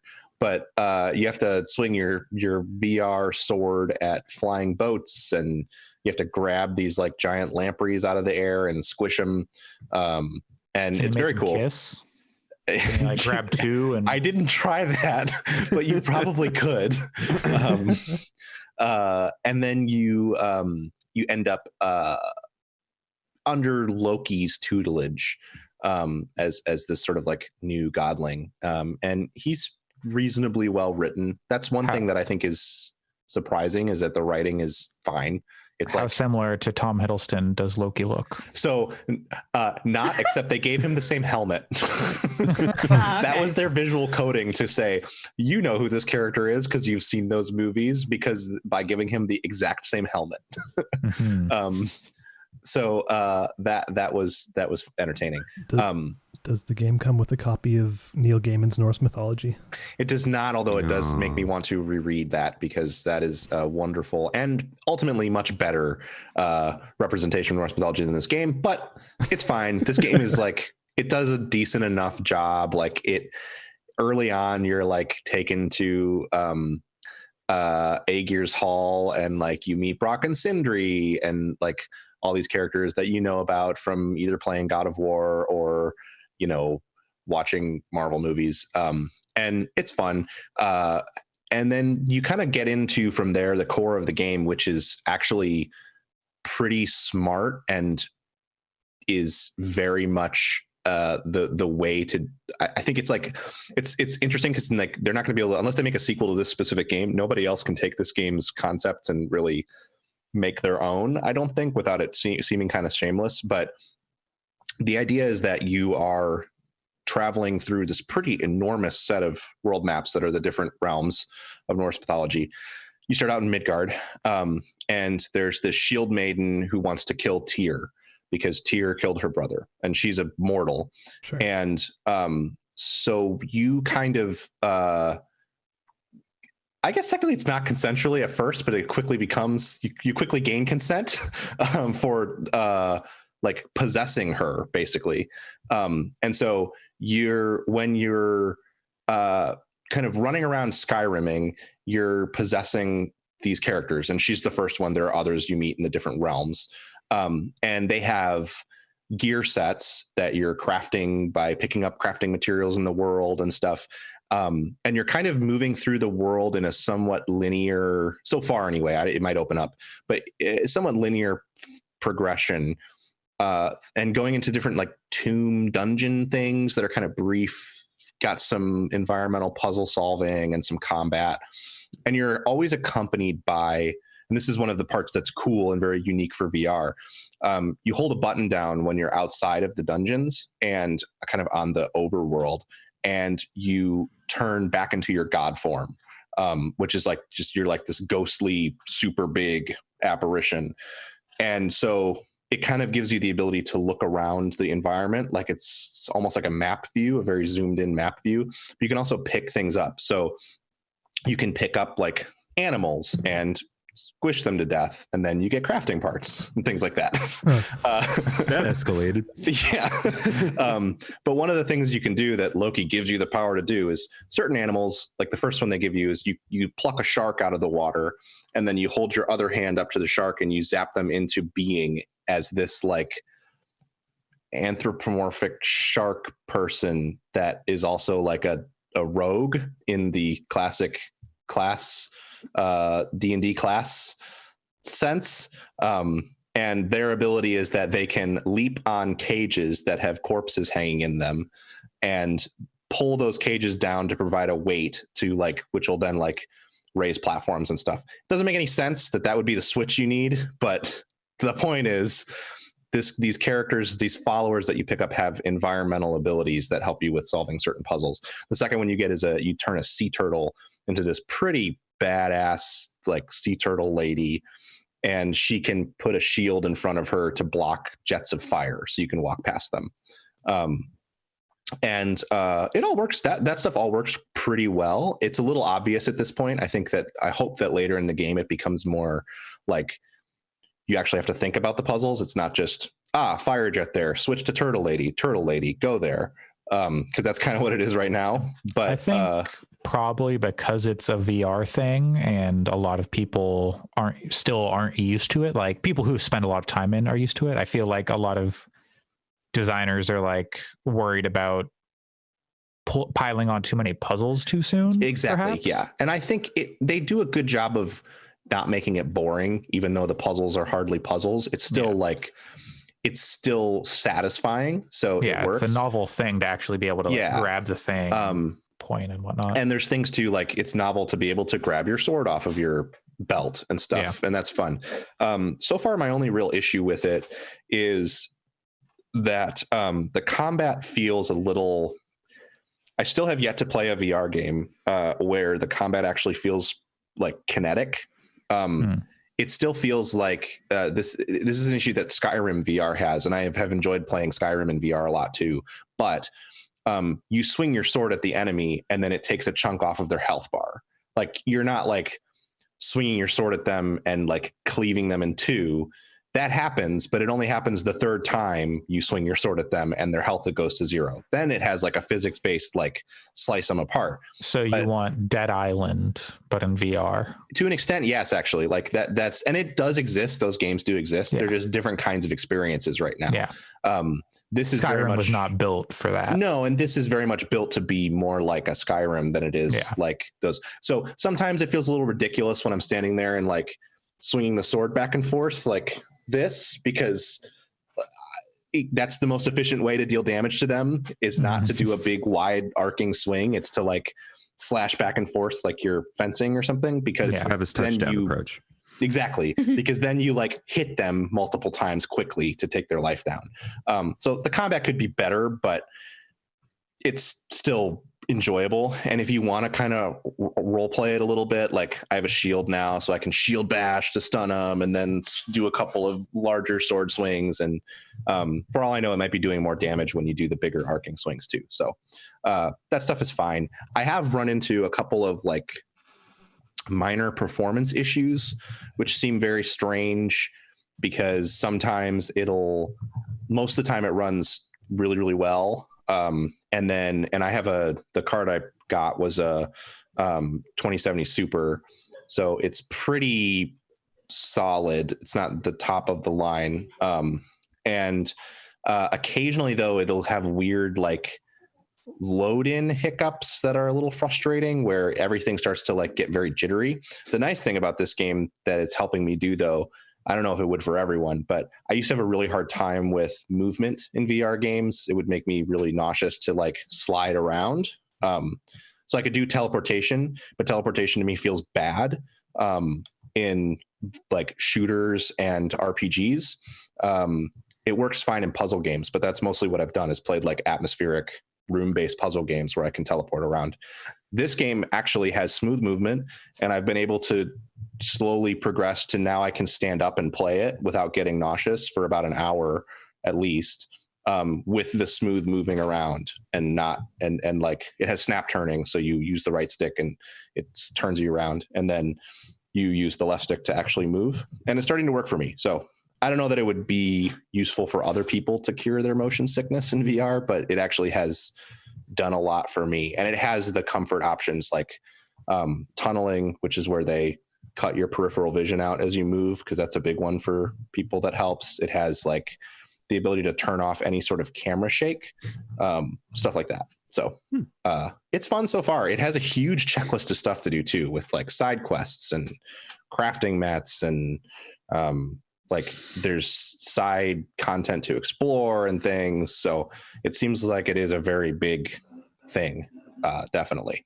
And I would love to see more games that kind of merge the, right now there's a lot of VR games that either give you the diorama look at a world and then you play it in third person, which is awesome. That's kind of my favorite in VR. But then other games that are first person, obviously, this one merges the two at times in really cool ways. And I'd like to see more of that from other VR titles.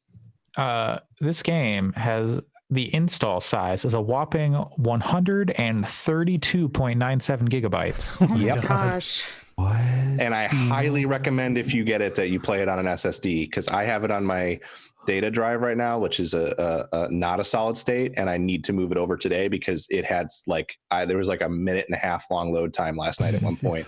You think that might be part of the pop-in stuff? It's possible, yeah, it's very possible. So I'm going to move it over to an SSD and see if that helps, because it is one thing to like. I've also I don't have a lot to say about it right now, but I've been playing some Red Dead Online with a friend. If you want to get into another problematic barrel of fun, but we'll talk about that later at another date. But also having a lot of fun with it too. But that game, it's like long load times as well, because I have that on a data drive, because my SSD is, I need to get a new one. It's pretty small. It can't handle multiple 120 gigabyte games. But anyway, when you're in a long load situation and you can look at your phone, it's not so bad. Yeah. When you're in a long load situation and all you can do is stare at the loading screen where it's telling you like a 2-sentence story about that time that Odin did something, it's like, yeah, come on. You're on the Oculus. You could pull up your desktop. So the problem is that this game is performance intensive enough that like when I pull up the Oculus Home menu, it like flips out. It's like really? The menu like is all like shimmery and like fades in, and then the controller tracking gets like super jittery, so you can't really just pull up the menu whenever. Interesting. But I think I need to play around with some settings too. I have the Oculus Store. I don't think it's a problem with Link. What's your processor? It's an i7 like 6800. That's below the recommended processor, Pat. I don't know if it's a 6800, but 7700 is the recommended. Might be that one. I don't even remember anymore. It's been a little bit, but anyway, it's a good game, and I recommend it for people who have if you're looking for something else to do. If you bought a VR headset for a game we may or may not talk about later, and you're looking for something else to do when you finish it, it is a good experience, and I think it's worth checking out for sure. It is one that has had me wanting to get a VR headset. So yeah, I definitely recommend it. But the other thing that I dove into is because of the other reason that I was interested in upgrading my card this year. But I wanted to go back to the beginning of the venerated Half-Life series, which I think pretty much everyone who listens to a video game podcast has probably played Half-Life. And so I had decided a few months ago that I was going to play original Half-Life 1, but then in the time since, I kind of put it down for a bit, and the Black Mesa fan remake, which is like sanctioned by Valve but made by fans, became fully completed 1.0 and available. So I decided to play through the game with that. And I think they did a really good job with adapting that game to some more modern visuals. I say more modern. It still is like a Source engine game. And it's still, the character models still look like the level that they were at in Half-Life 2. So it's not like it's, you know, next gen quality, but it's still a huge visual upgrade from what Half-Life 1 was originally. And the thing that is most impressive to me, they made some like tweaks and changes here and there I'm told that I haven't quite gotten to the very end yet, but I'm told that when you start going to Zen, that they massively overhauled the quality of those levels in terms of their design, which is great. That's good, 'cause those levels are bad in the original. Yeah. But in the earlier stuff, I haven't played deep enough into Half-Life recently enough to tell you how similar it is to the original from moment to moment. But it certainly feels like you're playing the original game.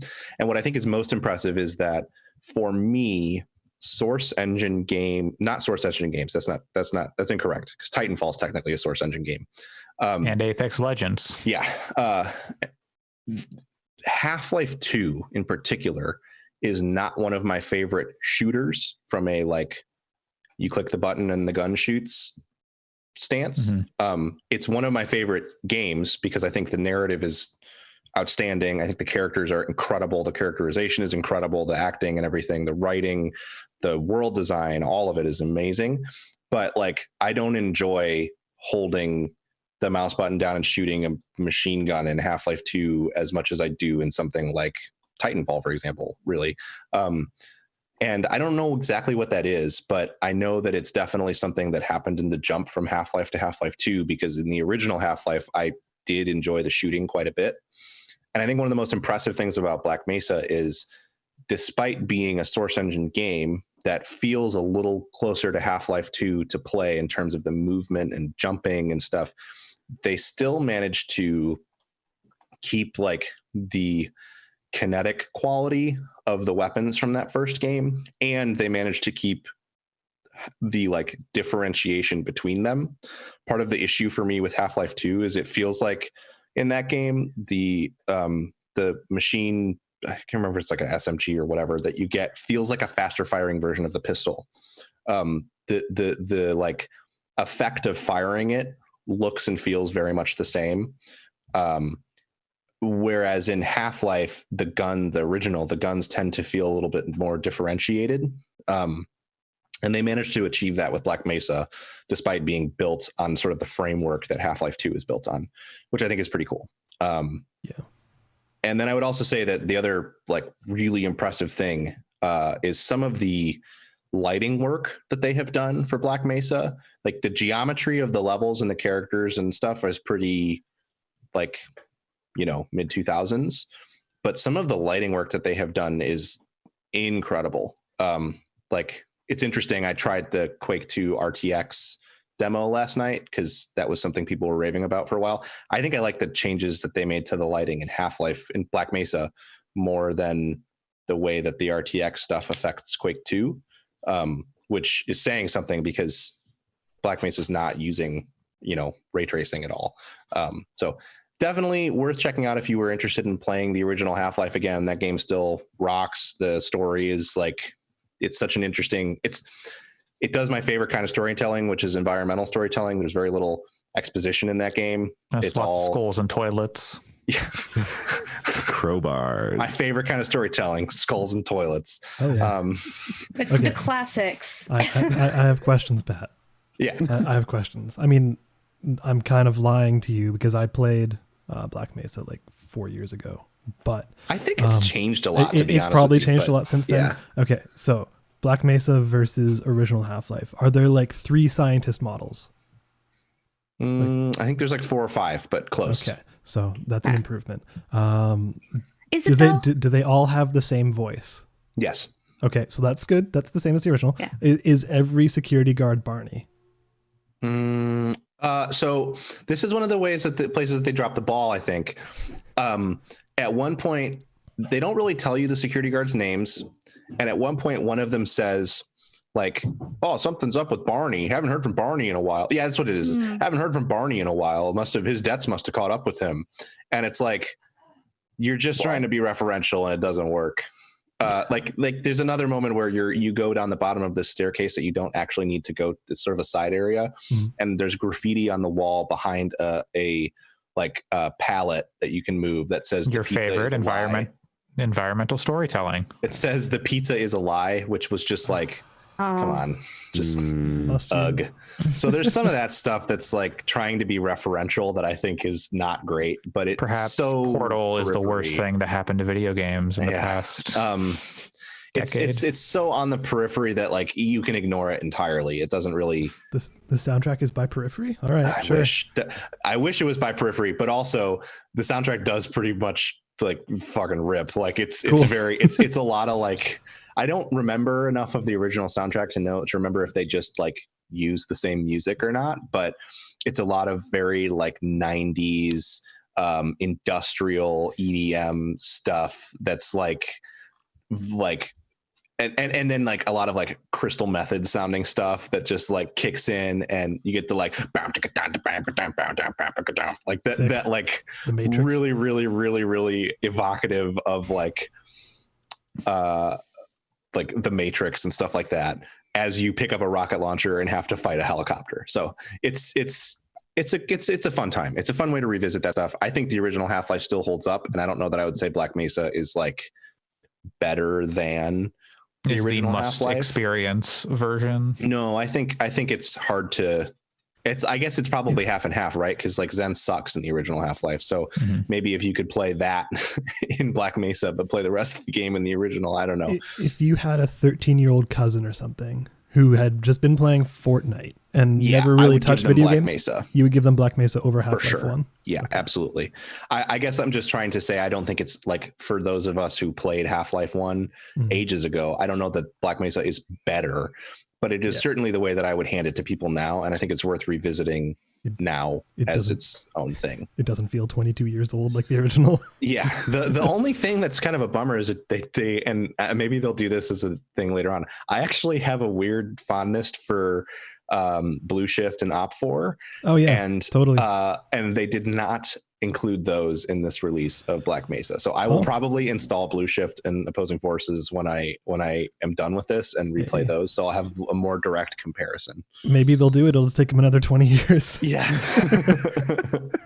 But it is just a lot of fun to revisit that world too. It's such a brilliant thing that like video games have tried to recreate the magic of like Half-Life's universe. And like Half-Life is like the Doom Eternal world, but like but good and not goofy, you know, like there's like tons of different alien races and there's politics happening in the stars that you're like can't even comprehend, and yet it does a better job of like representing that stuff to you and making you understand that, like just giving you bits and pieces, and then you have to kind of use your imagination to figure out the rest. So with that said, I'm very excited that there is more Half-Life media that is hopefully coming and has recently come out. Yeah, there. In fact, just last week, was it last week? Was it this week? It was this week. It was Monday. Half-Life Alyx came out for the VR headsets. Yeah. The PC VR. I bet this game comes to PS5 at some point. I bet it does. I don't think so. I don't think it's gonna happen. It's such a big seller for the PC VR rather. But they want you to buy an index. That's such a limited market no matter what. Like PC is. Since when has Valve cared? Since they put all the effort into making the Oculus work with Steam, because apparently they do all that work and Oculus does nothing to make Oculus stuff compatible with Steam. And Steam has apparently gone, hey, so we've been doing all this work. Do you guys want to take it over? And they just don't get a response, apparently, is what I was reading. But so I picked up a Rift S because my vacation in Tokyo got canceled. Thanks, coronavirus. So as a sadness spring break treat, I bought a Rift S, which was coming in under the wire on those because they were selling out. And I picked up Half-Life Alyx, and boy, is that a neat thing. It's like the first like real VR game I've played. I've played a lot of Beat Saber. I messed around with like Borderlands 2 VR, which I did not think was good. That made me sick, and that was teleport movement. That was weird, and not built for VR in any way. But Half-Life Alyx, pretty much from the get-go, it felt super intuitive, and part of that is the Oculus Touch controllers versus the PlayStation Move controllers. But so setup is it's 5 years before the end of Half-Life 2 Episode 2. Alyx Vance, you're playing as Alyx Vance, hence the name Half-Life Alyx. And you're like 19, and it's just like a normal day in the Resistance, kind of. You're on a recon mission, which is just you're sitting on a rooftop looking at the Citadel, basically. And when you spawn in, it's what Pat has as his background in this Zoom call. That's basically the first view you get, and you've got like the Combine ships flying overhead, and all that stuff like at scale in the world is super wild to look at, and with the increased fidelity compared to like Half-Life 2 and those releases from like 2004 15 16 years ago. It's really something to behold and kind of awe-inspiring, because I feel like most VR games I see are kind of like stylized in a way, or like more cartoony, like Asgard's Wrath. That's 132 gigs and like high res and like good visuals, but it's also it's like very still stylized. Yeah, it's still like and there's like it's monsters. Half-Life Alyx is noticeably Half-Life, like it's obviously Half-Life 2 that style, but it's just brought up to like 2020 VR quality visuals. And so the first thing I noticed when I spawned into the world is right by my side is there's a radio. Like, I wonder if I can like push these buttons. Like, oh yeah, sure enough, turn it on. Oh, there's this thing. I can pull up the antenna. Oh, something's coming through, and I can grab the dial and I can tune it. I'm like, okay, yeah, no, there's a lot going on here. And I'm like, okay, start walking around, looking around. Oh, I pick up like a bottle and I can smash it on the table and it shatters. I'm like, okay, getting used to all the VR stuff. And then one of the things that really brought it home was when I picked up a wet eraser. No, I picked up a dry erase marker and I started writing on the window. And I was like, oh, so this is what, cause at first I tried and like wrote on like a book and nothing was coming out, and like on the table, various surfaces, nothing. And I started writing on the window. I'm like, oh, okay, here's what I can write. What did you draw?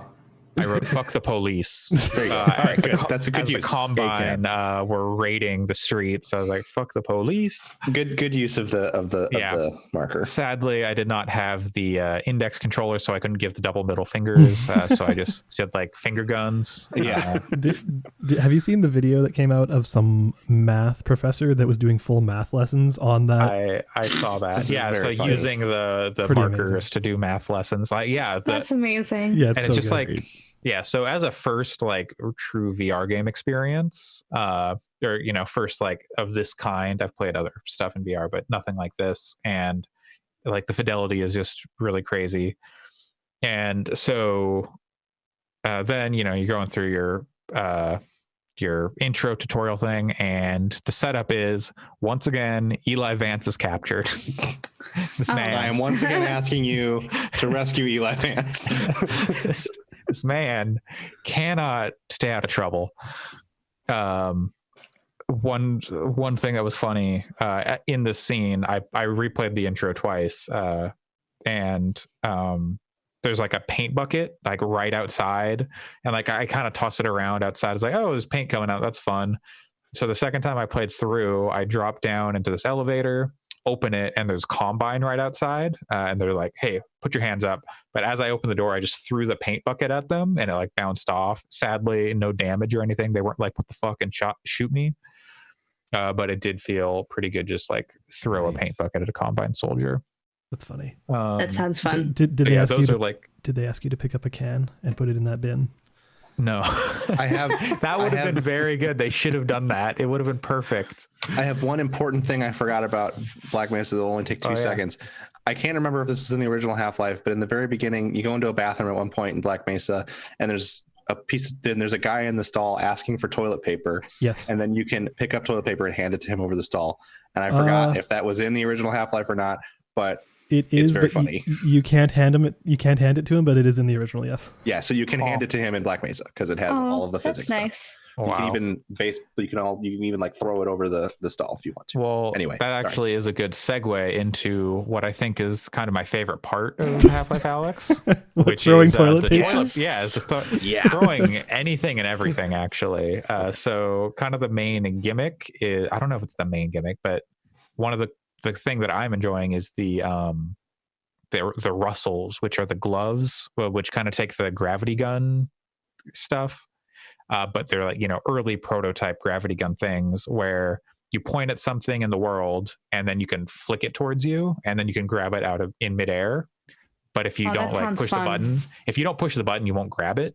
So, but the very first thing they do is they throw a gun at you, but that like is supposed to miss because it's like, oh, it's unloaded, and then it fires. It's like, oh, now it's unloaded. But then he throws Russell, the guy who made him, throws like magazines to you, and you're grabbing those out of the air. Cool. And that becomes like mastering that becomes a major part of like getting through the combat encounters and solving puzzles as you're like, oh, okay, I'm out of ammo, hit the button, drop the clip, like grab ammo from across the room, slam it into my gun, cock it back, and then keep firing. You do like store ammo behind you, but it feels way cooler to pull it from across the room and just keep going nonstop like that. So like I think the combat has been pretty cool. Again, as someone who's not played a ton of VR stuff, but like the iron sights, and like having to like get the gun up to my face and like look through and really aim down has been a neat novelty. I've heard from some people that it's not like that new for VR stuff. So I don't know. I've heard like both it's like much better than other VR games, and then it's not as like advanced as some other VR stuff. So I'm not sure where that falls yet.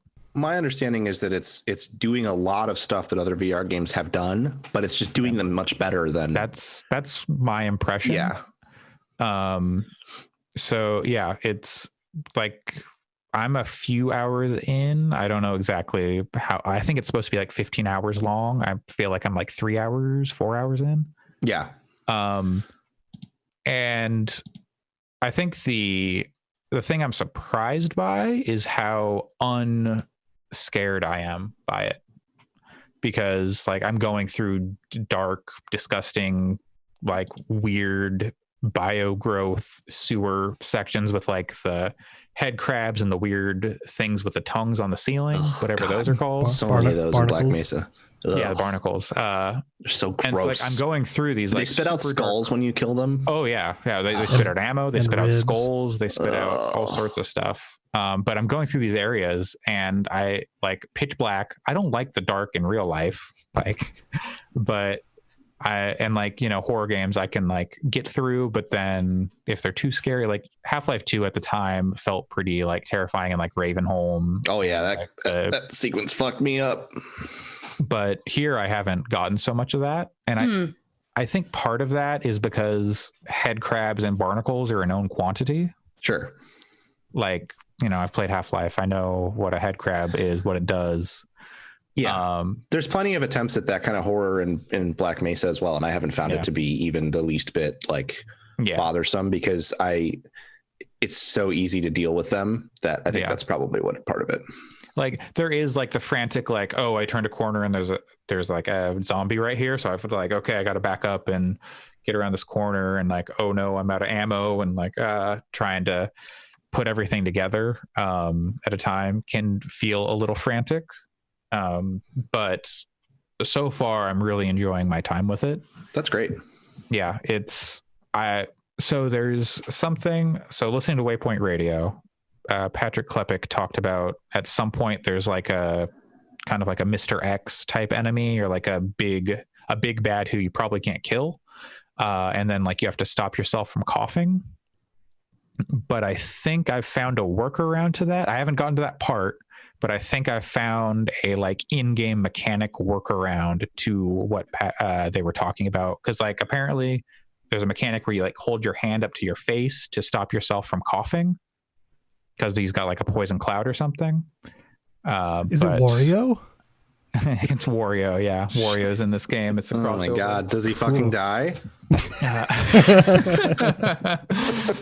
Wario gets killed by AlexVance.mp3. Oh my god. Yeah, it's actually the most terrifying thing that happened to me was a Vortigaunt sticking his face out of a door, and I'm like, oh my god, I forgot about you. It's like, what are you? And I think at the time I was carrying around, like, you know, the health machines. I don't know if they're in Half-Life 1, I don't remember, but like they have the weird like bugs in them. They don't have the weird bugs in Half-Life 1, but it's the same concept. Yeah. So they're already carrying around this bug thing because I didn't realize that you have a wrist pocket on both hands. I thought it was only on the right hand for some reason. So I was going through like multiple levels carrying like a thing in my left hand and then a gun in my right hand, and then having to drop the thing in my left hand to like reload and then pick it back up and just going through. Then I found out, I can put something in my left wrist. Here's how I know you're very deep in a VR game, because you just casually said the term wrist pocket as if that's just a thing that everyone has all the time. So I keep my stim packs in my wrist pockets and my grenades. And the lifesavers. Yeah. So it's also one of the coolest, like throwing things in this game feels really good. That's like good. All the physics on throwing things feel nearly perfect. That's actually like the biggest issue with Asgard's Wrath. There's this mini game in the bar that you return to as kind of like a weird little hub that you have to throw axes at these targets, and the throwing is terrible. It's fine because most of the game you don't have to engage with it, so it's not like it mostly just comes up in this mini game. You can throw your sword at things in the full game, but it is like you throw like and release, and then it like just throws it at the ground every single time right in front of you. And so it's good to hear that this game has more natural throwing mechanics. So I don't know how they made it feel so natural, but like one of the puzzles was like, I have to throw a grenade into this grate and then it'll like blow up and then it'll open the door. And I was first try like, grenade, boop, and then in there, and I was like, that felt really cool, because I don't think I could have done that. I don't think I could have done that in real life, but it was sure easy in the game. It sounds like it would be super cool if they adapted this stuff to some kind of a multiplayer thing. Yeah, sure. I hope somebody I know that they've said that like modding tools and generally all this stuff is going to be available for people to work with in Source 2.0.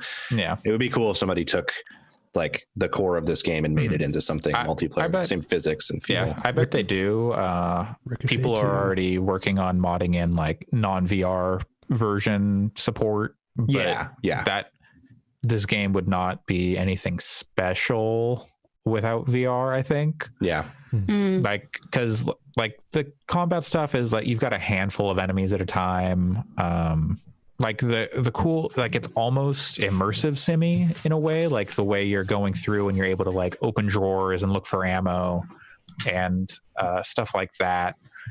But it's a very much more condensed version of that kind of thing, just because scale wise, I think they were like, we don't want to overwhelm the players. Maybe I'm not sure what the philosophy was there, but it's not like these huge open areas. It's much more like, okay, here's like some corridors with some rooms off to the side to like find stuff to do puzzles. So I don't know. Part of what's so exciting about this to me too is that I'm sure this game's been in development for a bit, but it feels like they announced it and put it out pretty reliably. Like it didn't sit in, I fully expected this to get like old school Valve treatment where it would get delayed and where you would be like waiting for it forever and then it would finally come out eventually, but it just kind of like got announced and then they made a thing. And it makes me wonder if like they've brought in such incredible talent from people like your Brad Mears and the Campo Santo folks that are just good at making video games and know how to finish a video game. Yeah, exactly. And it seems like that had a huge impact on this project. And I was reading about some of the stuff that some of the Campo folks were making and doing for the game. And they seemed like deeply involved with there like elements. Nude teens off in the distance at some point in the game where I can throw a radio into the lake. That's a really weird reference for anyone who has not played Firewatch. But it's accurate. That's Campo Santo trademark right there. I hope that this game is sort of a flashpoint for a lot of conversations around VR in general, from like financial accessibility and accessibility for using the tools if you're someone who lives with a disability, because it's such a tough thing.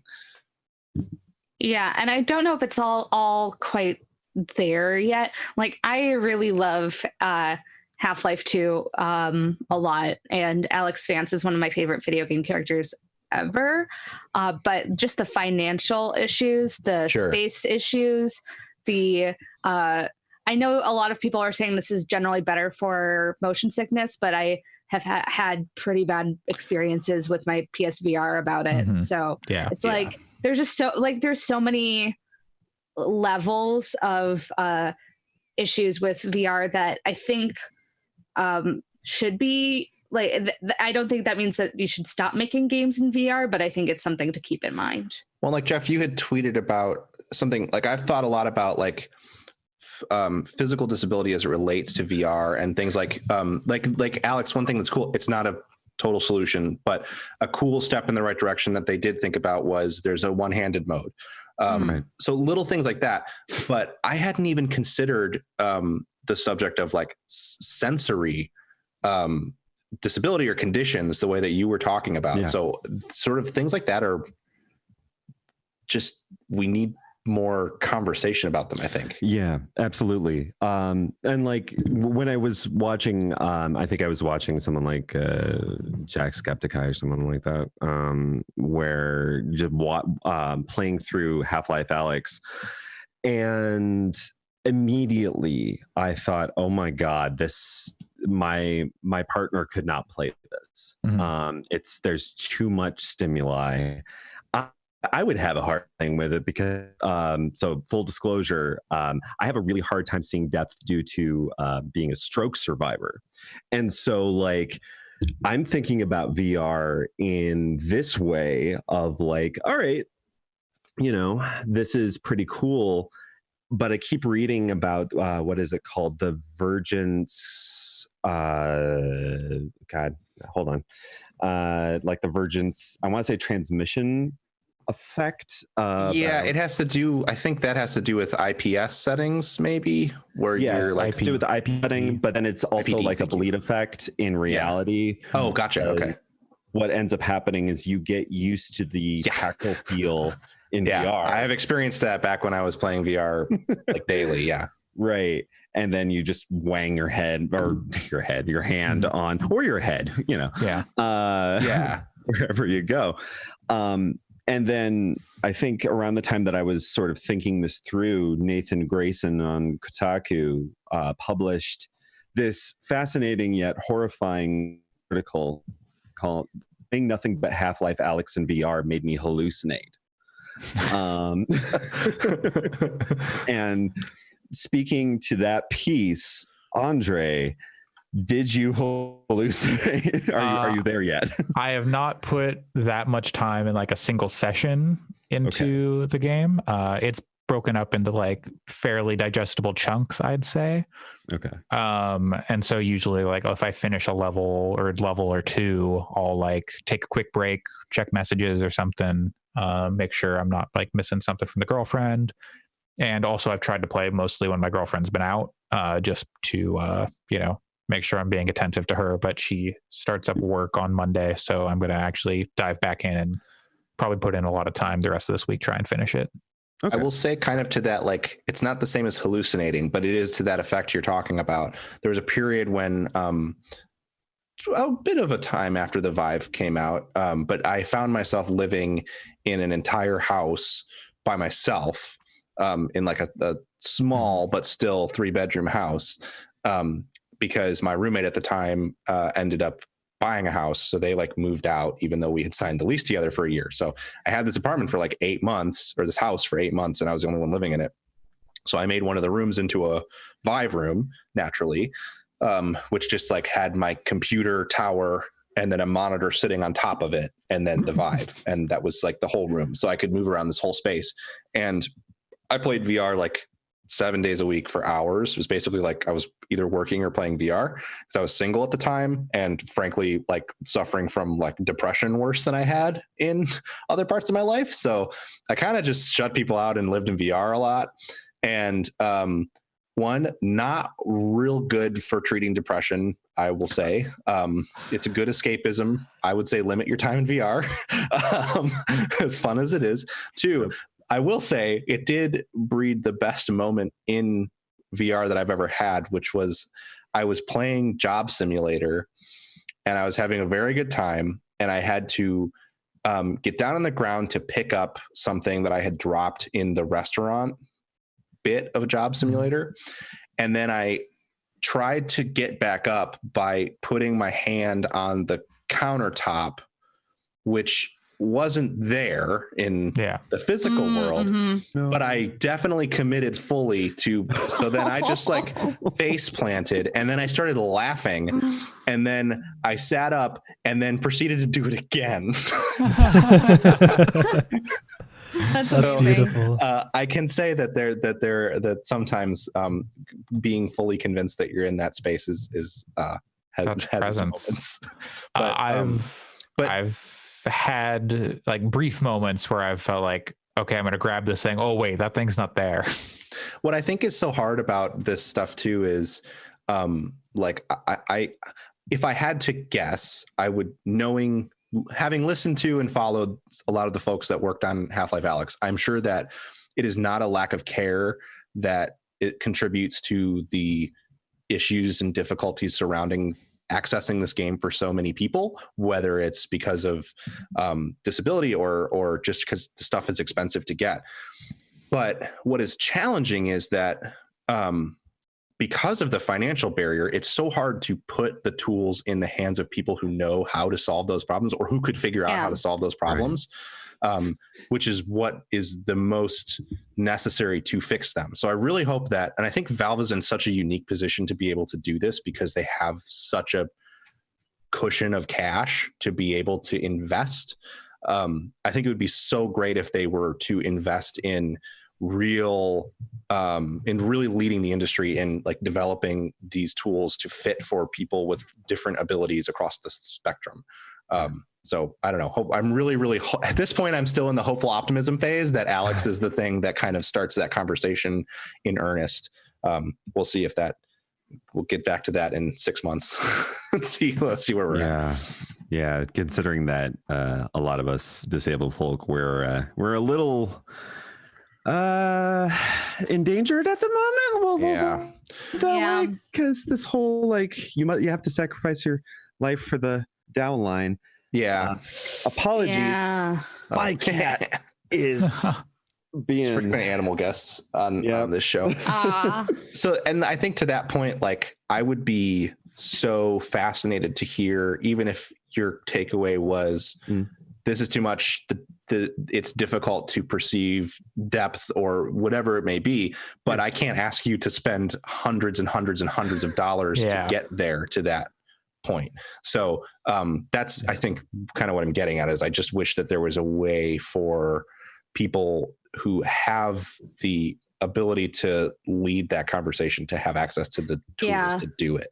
And I don't know how you do that. I'm not I mean, I guess logistics, like, but it could be, I don't want to say it's simple, but like there are places like Able Gamers where it's like, hey, FYI, go like, I kind of side eye any major publisher or developer that doesn't work with Able Gamers. Of course, yeah. And that includes Nintendo, who I play a lot of. Like, I love Nintendo games, but that is like my biggest issue with them is that they don't more actively work with that. So like I think like there's work with VR, and it's so hard with VR, but there are places like that where you can at least make a start to make things more accessible. Yeah. And I just hope that there's still a push, an industry push to get people to do that. And that it doesn't just get lost in a few months after this game isn't doing numbers for headlines and stuff. Mhm. And of course, the push has to come from Valve too. I'm not trying to like shift responsibility off of them. They're the ones who make the thing and make the hardware. They make the lead hardware that the game is promoted on, and they make the game. So it's really the impetus is on them to create that. So hopefully now is this, to your point, Jeff, now is this particularly difficult time to ask anyone, especially folks living with disability, to come down to Bellevue and the epicenter of the corona outbreak and start doing work. But hopefully that happens once, I'm going to say once we get through all of this. Yeah. All right. Well, that is Half-Life Alyx. And now had a nice balmy 2 hours and 15 minutes into our podcast. The news is always faster than the games. Yeah, we'll see. And again, there is a lot of news, but yeah. I think half of this we can sum up in 2 words, but I'm not direct. That's not what I was talking about. Well, yeah, let's get into the news. This is my second time talking about a lot of this news this week, but all right, let's start off with a couple news stories about everybody's favorite game retailer. Oh boy, GameStop. And those 2 words were "fuck GameStop." Moving on. I think we were saying that last week, weren't we? Yeah, we did. Oh, that yeah. was the news last We week. 100%. And it's still valid today. Yeah. So It's that whole plastic bag around the hands thing. Oh yeah. Yes. That gosh. is. It's a 3-part story.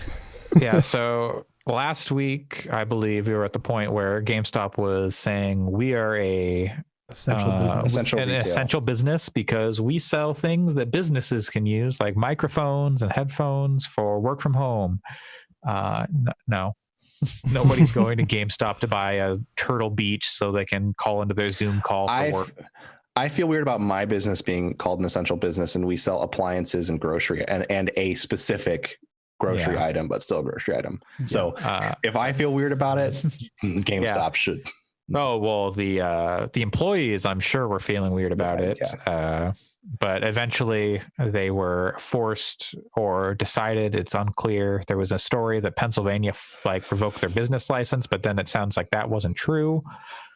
Anyway, they eventually closed all their stores at some point this week, and then doing only like curbside pickup or whatever, I believe.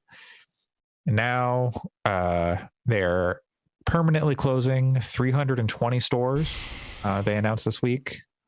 I wonder how much of this is actually because of coronavirus and how much of this is like fiscal year end. I'm guessing it's like not much at all about coronavirus. Yeah, this is something they needed to do anyway as part of restructuring the company. I think this was just, they were at a very delicate balance.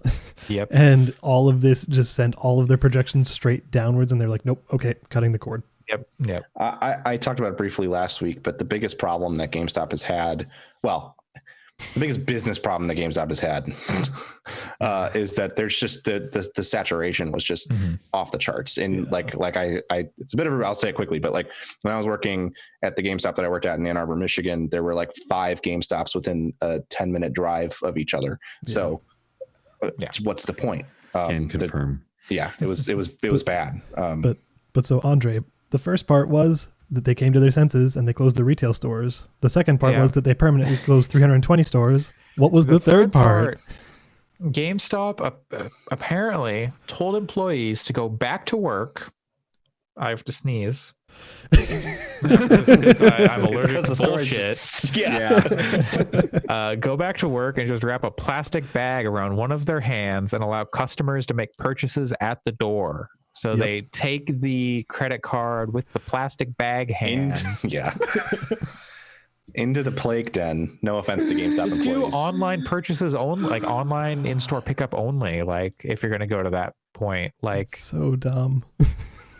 That is the dumbest. dumb. Plastic bags are known for being sanitary. Yeah, especially if you're reusing the same one over and over. Which I'm sure they were definitely not doing, because I'm sure that GameStop provided them with many plastic bags. Oh, I mean, they have plastic bags in the store, probably. I'm sure they were encouraged to use them a different one every time and not use the same one over and over again. Yep. So hey, fuck GameStop. Hey, yep. Yep. We can still stand by that Yeah. one. Up until like 2 weeks ago, I was still very much in the like, well, you know, if a small rural town in Arkansas has a place to go play Dungeons and Dragons because of the way they're rebranding, that's great. Now I'm just like fully fuck GameStop. Just that's literally a conversation we were having 2 weeks ago because of Reggie joining. We were like, oh, exactly. Yeah, maybe they'll turn it around. Yeah. Nope. I mean, hopefully they'll die, and then there can be local game stores that arise in their place. Yeah, this whole corporate thing is Reggie still isn't like officially on board. I believe like he comes on next month. I believe. Good luck, boy. If the company is still around, it's important to also keep in mind he is one person. He's one person on the board, and like the actions of the company don't necessarily reflect him. That's true. Yeah. So I'm not saying you have to cancel Reggie for being a part of that organization. No, cancel him for the Bigfoot pizza. That's like the 7th time you've made that reference on this podcast. I don't think I ever talked about a Bigfoot pizza prior to this year on this podcast. He has admitted it was a failure. So I'm just, I don't know. Yeah, that's my only thing with Reggie is the Bigfoot pizza. I've said it before. I'm not like as enamored with Reggie as many people are. He seems like a nice guy, but I am just kind of like weirded out by him. I don't know. He's got chaotic energy, and I don't know if I like it. All There's right. something hiding behind those deep pools. His eyes. I'm talking about his eyes. Yeah. The pools are his thank eyes. you. That. Wow. Pools of blood that he bathes in. This went a little Elizabeth Bathory. Okay. Yeah. All right. What's next, Andre? Speaking of Reggie, his employers, his former employer, Nintendo, dropped a mini direct on Thursday. Whenever Jeff Grubb said it was going to be. When Jeff Grubb says it'll be, that's when the direct is. Do you think he got the tip from Hot Video Girl 69? Maybe. That's that. God. They also were. I was going to say Google that, direct. but Googling that's not going to help you. You gotta search it on Twitter. Just look for Matt Rory's ats. And yes. Look for the ats of one Matthew Rory and you'll find. Anyway, yeah, so they announced a whole bunch of ports and a few new games coming to the Nintendo Switch. Yep. Or like dates for ports that are known on some of them. And just a little bit more information too. Like there was like BioShock, DLC. Borderlands, and XCOM, right? There was those 3 from 2K. That's like 9 of the games right there. Then one day we'll hit the most important. I mean, literally, game on that is 9 of the list. But I don't know. I think that it's not necessarily the most exciting direct, but at the same time, I know that people were just like, "Where's Direct, Nintendo?" So went for it. People are just starved for any news from Nintendo at all times for some reason. Oh, yeah, for sure. And it's like, weird in my opinion. Like it's gonna be in a week. People are gonna be like, "When's the next Direct, Nintendo?" Yeah, exactly. But like I don't know. Like this was a mini. They want a full. Yeah, exactly. Not good enough. Yeah. So. Yeah, but I don't know. Like I know that you weren't very impressed, but there was a lot of stuff in there that I'm like, I'd play that. And yeah, I mean, I want the Nintendo games, and there was nothing in there that was like I don't know. There was ARMS is free for Nintendo Switch Online subscribers, which I installed. A trial. I'm gonna finally try ARMS. I've already tried ARMS in the past. Right. That's all right. I don't know. Still the best. He loves ARMS. It's all right. You do have ARMS. Yeah. For now. Xenoblade Chronicles. I'm excited about that because I played a little bit of it on 3DS and went, I don't want to play this game on 3DS, and then have just been waiting ever since. I played a lot of 2, but the first one's very different actually. Port Xenoblade Chronicles X to Switch, you cowards. Hopefully that'll happen next. Bravely everyone default. buy Xenoblade Chronicles Definitive Edition so they'll port Xenoblade Chronicles X. Yeah. I think Jeff, I know you had some thoughts on Xenoblade. Yeah. So one of the things that I'd be thrilled was that Xenoblade Chronicles was not available beyond the use of the 3DS, right? Yeah.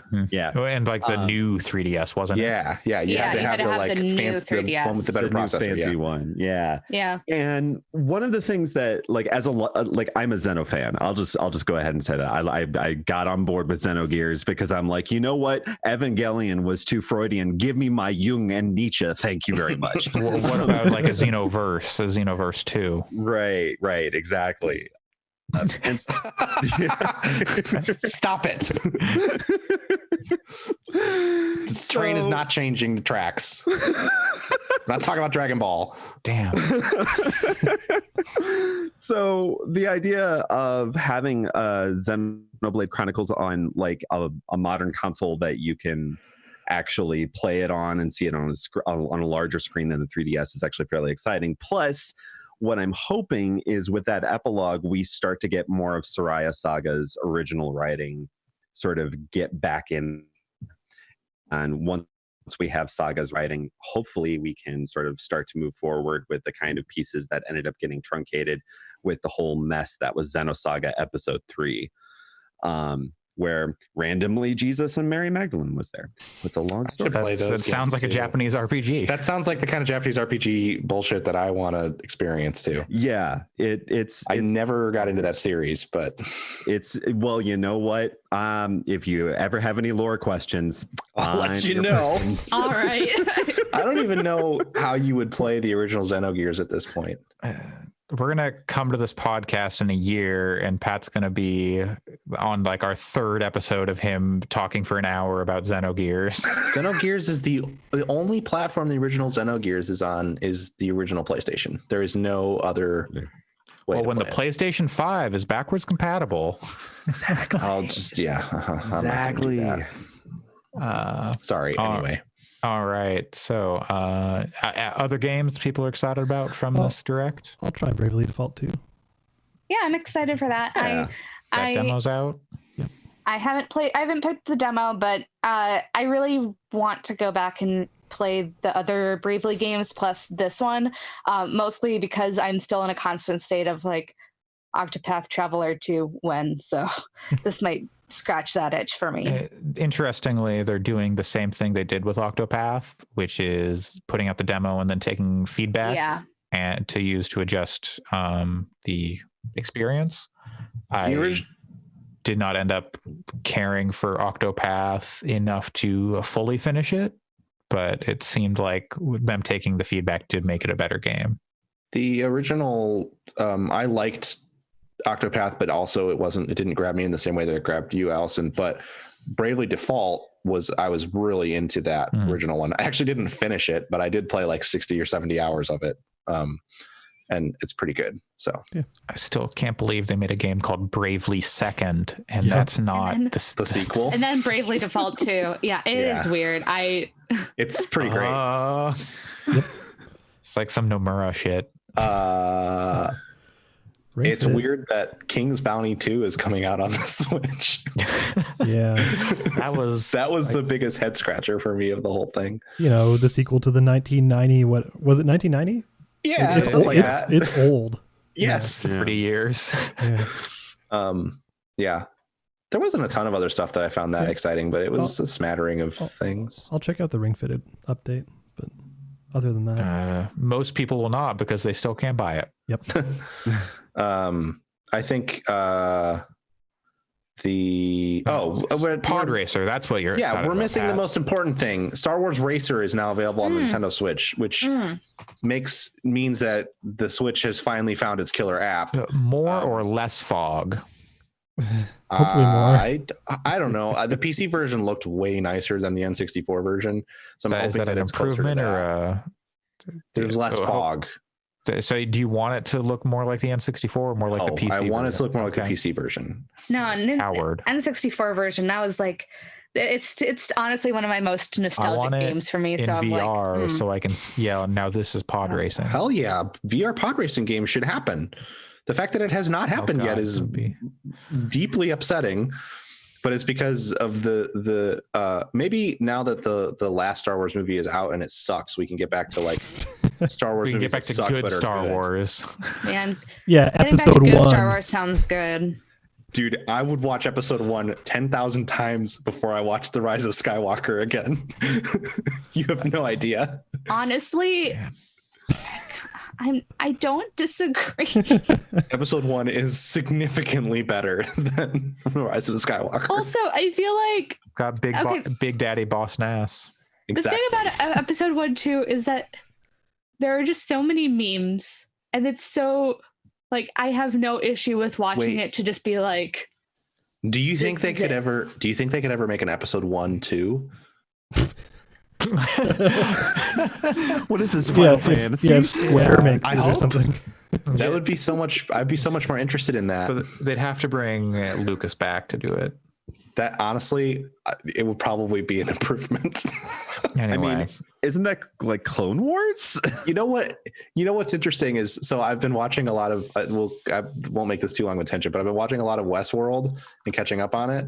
And I really like Westworld. It turns out.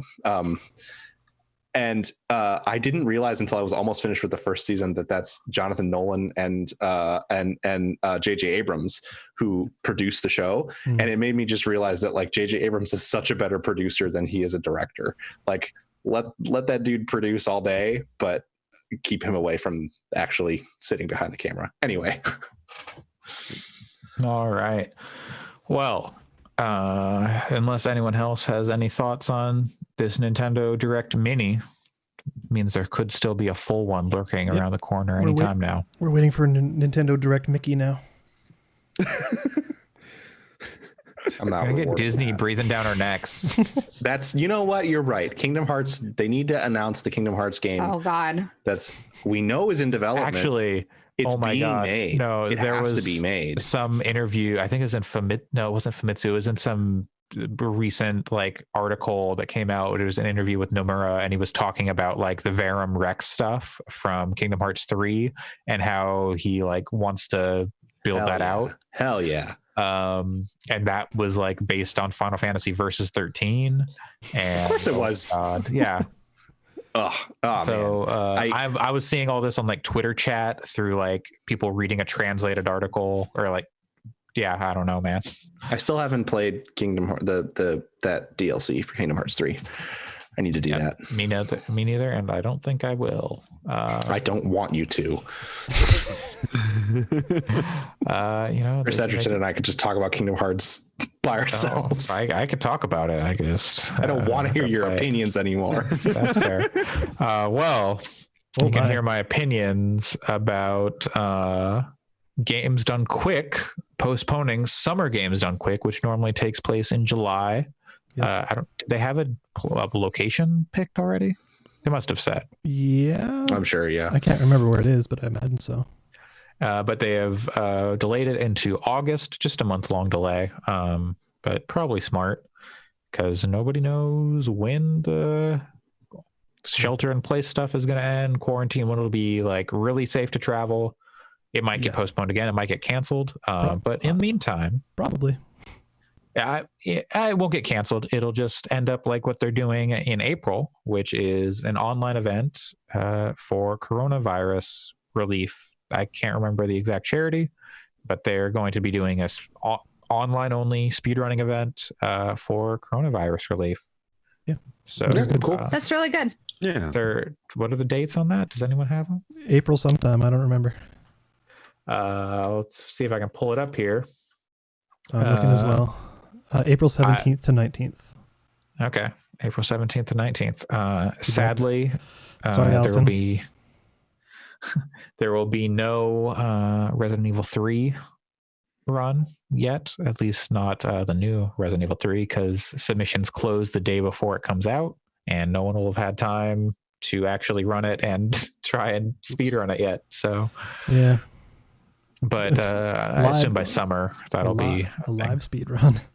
Yeah.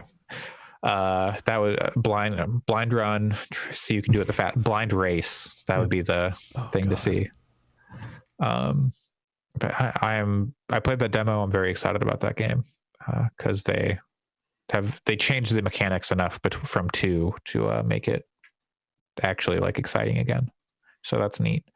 Anyway, next, I think maybe you can speak to this, Alyx. Hackers stole the Xbox Sex source code. I think it's the graphics code specifically, and put a ransom on it for $100 million.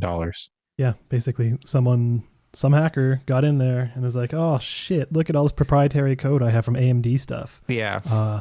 So now they're like talking to AMD and Microsoft being like, hey, if you guys don't want this released, pay me $100 million. That's literally it was posted on GitHub. Oh, was it? I didn't see that part. I believe they posted it. It was posted on GitHub and then removed, but also like posted some other places. It's bizarre. I don't really know like what as they proof can, or something. I don't really know why that matters, because SDKs will be out there in a couple months anyways.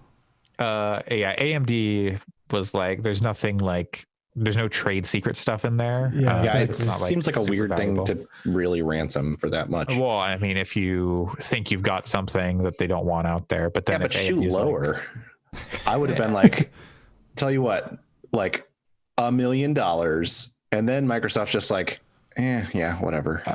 AMD is in a weird, I don't know, weird spot, but they're in like a competitive position again, and supposedly their next graphic stuff is supposed to be pretty good. People are saying it's supposed to be the NVIDIA killer. Doesn't have anything on DLSS 2.0. They have DLSS 3.0. Who knows? Dang. Yeah. I don't know. It's a weird story. I don't think it's gonna matter. Yeah, I don't think it is either. Like I said, in a few months, SDKs are going to be out there, and that's basically what the SDK is. And anyone can get access to an SDK. Yeah. Mm-hmm. So whatever. Next up, we've got Sega's 60th anniversary on Wednesday. No, it was Sega's 60th anniversary on Wednesday. Happy I want 60th all y'all's favorite Sega memories. Space Channel 5. Not having to have a Sega system. Damn. All right. I'm just kidding. I like Phantasy Star just fine. Phantasy Star 4. The whole thing. 4. Wow. Okay. Allison?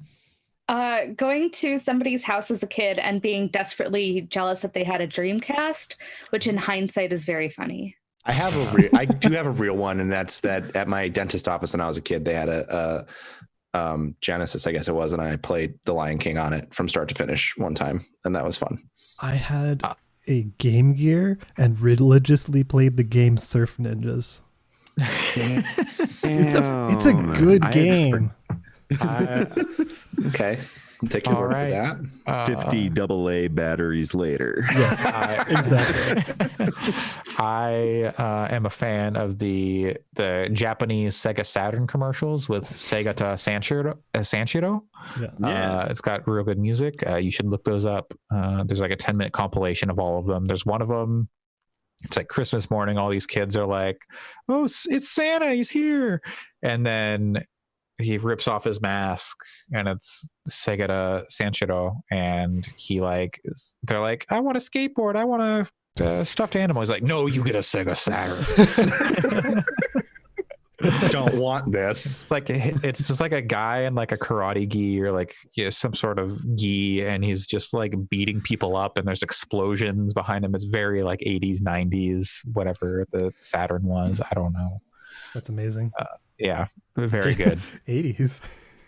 I don't know. When was the Saturn out? It was like PlayStation. It was like the same time as the PlayStation 1. Yeah. Okay. All right. Okay. Yeah, that makes sense. Yeah. So 90s. Anyway, our last news story of the week is Epic Games using that Fortnite money once again to branch out more in the world of games. They're starting a publishing wing. Yeah. They've bought studios like, was it People Can Fly, but now they're just doing publishing with some pretty attractive terms, it sounds like. Yeah.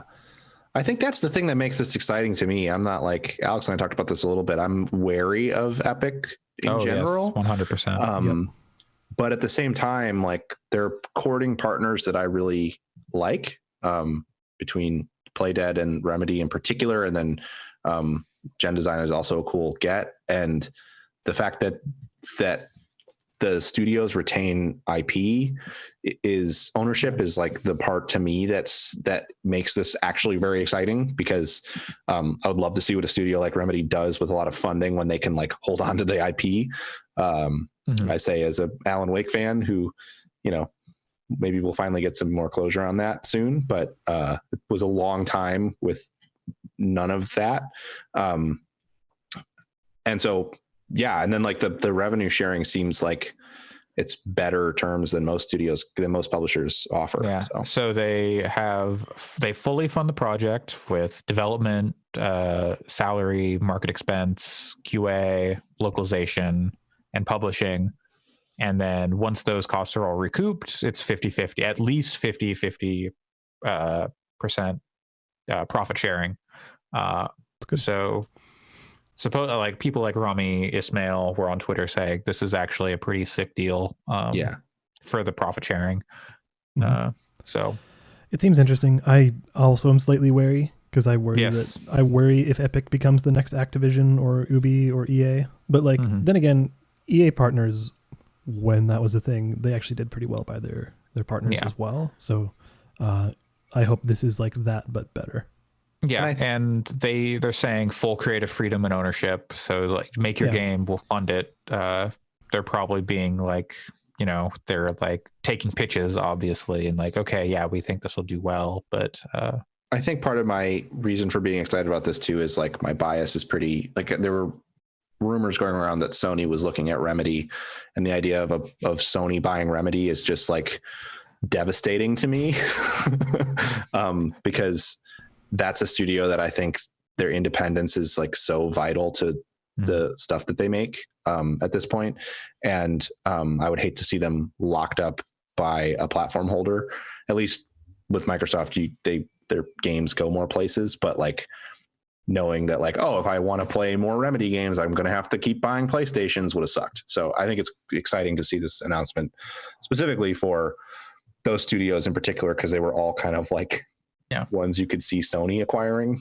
And so they announced Remedy has said they're working on 2 games, both in the same like space. One is like a smaller project though, like same franchise. I don't know exactly what they said, but Quantum 2 Break games. 2 and Quantum Break 2.5. Quantum Break 2 and the TV show. Quantum Break 2. Birth After Sleep. Playdead, creators of Limbo and Inside, have also been teasing a new game. Hey, that'll come out in another 10 years then. You know what I'd love to see Playdead do? Which sex doll manufacturer are they going to partner with this time? Well, they already have. Why wouldn't they just go back to real doll? You know, maybe. Play. I want to see. Remember Playdead. That got delayed. Maybe that was like a bad. Did that thing ever come out? Yes. Yeah. It came out. Yeah, right? it did. Yeah. It did. The It was weird big. It was flesh a big ball. flesh ball. The flesh ball. Yeah. Which of course it was. Yeah, like it couldn't have been anything else. Oh yeah, we knew that that's what it was going to be. I was still like, I want to see it. Do you want to feel it? Like that guy from Rogue One who wants to touch Jabba. No, I think it would be fun to see Playdead do something that's like actually like happy and. Oh, that's not going to happen. I would like weird, to, actually. I don't need to see them do something happy, but I would like to see something outside of that 2D platformer space. I would like to see them like take a. They could make a cool VR game. Sure. I'm sure that's not what they're doing with this deal, but that would be cool. I would like to see them. I mean, there's no VR section on the.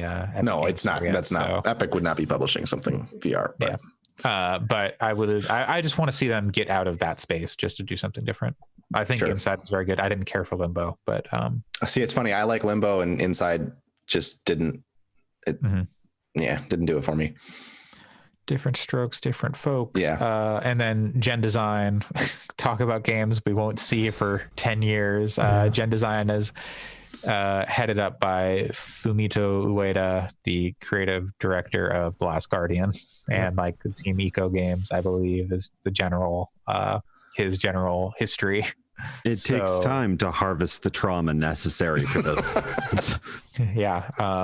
So yeah, those are the first 3 they've announced, and probably the last 3 games that will come out before the heat death of the universe. I don't think it's going to be the heat death of the universe. Just The pandemic death of us all. yeah. Yeah. Sooner than you think. Yep. I wonder what other studios would be cool. Like, I would like to see what that game company would do under them, because like I feel like that game company hasn't shown up anywhere recently. They made that Sky game. Was that Sky? Yeah, that Oh, did they? non-combat Destiny like looter. Flyer. It's a looter flyer. Yeah, it's a looter glider. I never saw that. It's a phone A game, glooter. It's a glooter. but it's coming yeah, to Switch, Sky. so you can play Yeah, on you're right. Switch. It actually is kind of cool, but also, I don't know. It felt like Journey a lot to me. Fair enough. So, Yeah, I didn't see that one. My bad. I've not understood why there's loot in that game. I haven't touched it though. So, yeah, I don't know. I think like, generally these kinds of sort of steeped in mystery studios are the ones that are going to work best for this kind of deal, I think, because the ability to kind of go dark and work on something without needing to generate a media cycle for it in the same way that publishers like EA and 2K and Activision ask for is pretty cool. Yeah, I think you want to generate a media thing. You don't need to do it like 6 months in advance, or that's what I mean though, is okay. You don't need to do like the big E3 splashy presentation, but no, right. That's what I'm saying is like, it'll be cool. And you don't have to go around to like venture capitalists and investors. You can just drum up retail and stuff like that. Like this Remedy game can get like detailed and fleshed out and then come out a month later potentially, which is neat. Okay, so they bring back Silicon Knights and Dennis Dyack. Oh God, don't. No. 3 human. I mean, I'd cut somebody for Legacy of Kain. Totally. That would be a good get. 100%. Every year when our E3 predictions come around, I say Soul Reaver. Yep. Yeah, that would be good. It doesn't happen. That was it Crystal Dynamics? Is that the studio? They tweeted out like a picture of Kane. Yeah. Really? Yeah.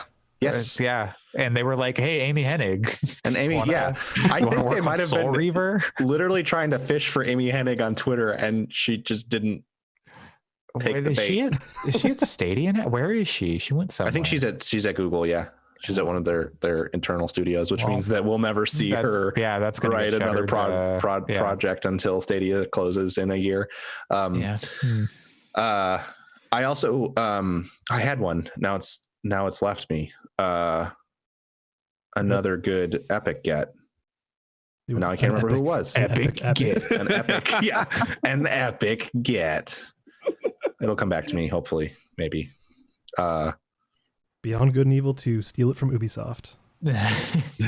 Speaking of games that'll never come out. Yeah. That'll come out. Epic should publish Star Citizen. That's what they should do. Oh God. Just spend all the Fortnite money. 100% of the revenue, or 100% of development covered, that game would never come out. It's not going to anyway. Chris Roberts is doing just fine. You know what? Studio Zom. Whose studio Is that what it is? The Disco Elysium people? Yes. Yeah. Give them money, please. Yeah. That would be whatever it was. I know what you mean. Yeah. That would be really cool. Yeah. I don't know. I would say studios like Double Fine and Obsidian, but they got bought. Yeah. Bungie. Oh God. What's the team that made Xenoclash? Xenoclash. Can you imagine? Oh yeah. The I'm scrolling through all the way to the bottom of my Steam library. They have that cool looking game about rolling coming out. Ace Team. Yeah, there we go. Rock of Ages, you mean? No, it's a game about rolling. That is also a game about rolling, but it's a game where you like Soul Seraph. I found it. The Eternal The Cylinder. Eternal Cylinder. It's about it's a game where there's like this eternal cylinder that rolls across the face of the planet, and you're this little like it looks like the what's the like legs and a round mouth. Kirby. No, not Kirby. Mike Wazowski. Sort of. Anyway, you're trying to like outrun this cylinder. It looks like it's a survival game, but you have to keep moving all the time because there's an endless runner. Giant, sort of. There's like this giant storm chasing you all the time. That's created by this massive battle royale. That sounds perfect for that team. I love it. You should look up the trailer. It looks awesome. It's so weird. All right. Well, anyways, everyone's homework. Give them money. Make the Eternal Cylinder quadruple A. Fortnite featuring the Eternal Cylinder. Yeah. There's your homework. Go watch the trailer for the Eternal Cylinder. We're going to wrap up this episode with watch Beastars, I guess. Oh, this game is so cool. Make sure your parents aren't in the room. That's going to do it for episode 114 on March 28th, 2020. It's been a pleasure talking to you all.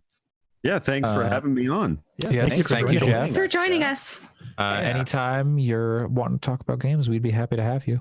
Yeah, we do it at the same time, same place, virtually. Awesome. Turn me into Linda Belcher. Where can people find you if they want to hear your thoughts or read your thoughts or whatever, like social media or anything? Oh, sorry. You're asking. We're all laughing when you said, "Where can people find you?" Yeah. Sorry. Jeff, where can people find your thoughts and stuff? So, you can find me most consistently on Twitter at Stranger Peace. So that's Peace, Peace. So at Stranger Peace. I'm actually also cooking up a podcast in the next couple of weeks because I'm horrifically bored and trapped. That is a big mood. Right. So there might be some stuff up there too. So yeah. Right. All right. You can find the Gaming Fix podcast at Fix Podcasts on Twitter and wherever fine podcasts are sold. Leave us a review if your podcast platform of choice allows that. I think I said it last week too, but also just make an iTunes account and leave a review there. Yeah. Damn it. It's very helpful. I think we've got 5 stars on iTunes. Too nice about this. You can find it's me. Free. You can find me, Andre Cole, aka your partner's favorite work from home tip, on Twitter at Coolslaw, COOLSL4W. Pat, where can people find you? You can find me on Twitter at PJC Plays. And Allison? You can find me on Twitter at WRITERSERENYTY. And Alyx? On pornhub.com/users/COOLSL4W. So Coolslaw. And that's going to do it for this episode. Thanks, everyone, for joining me. And thanks for listening. Goodbye, everybody. Bye. Bye. Bye.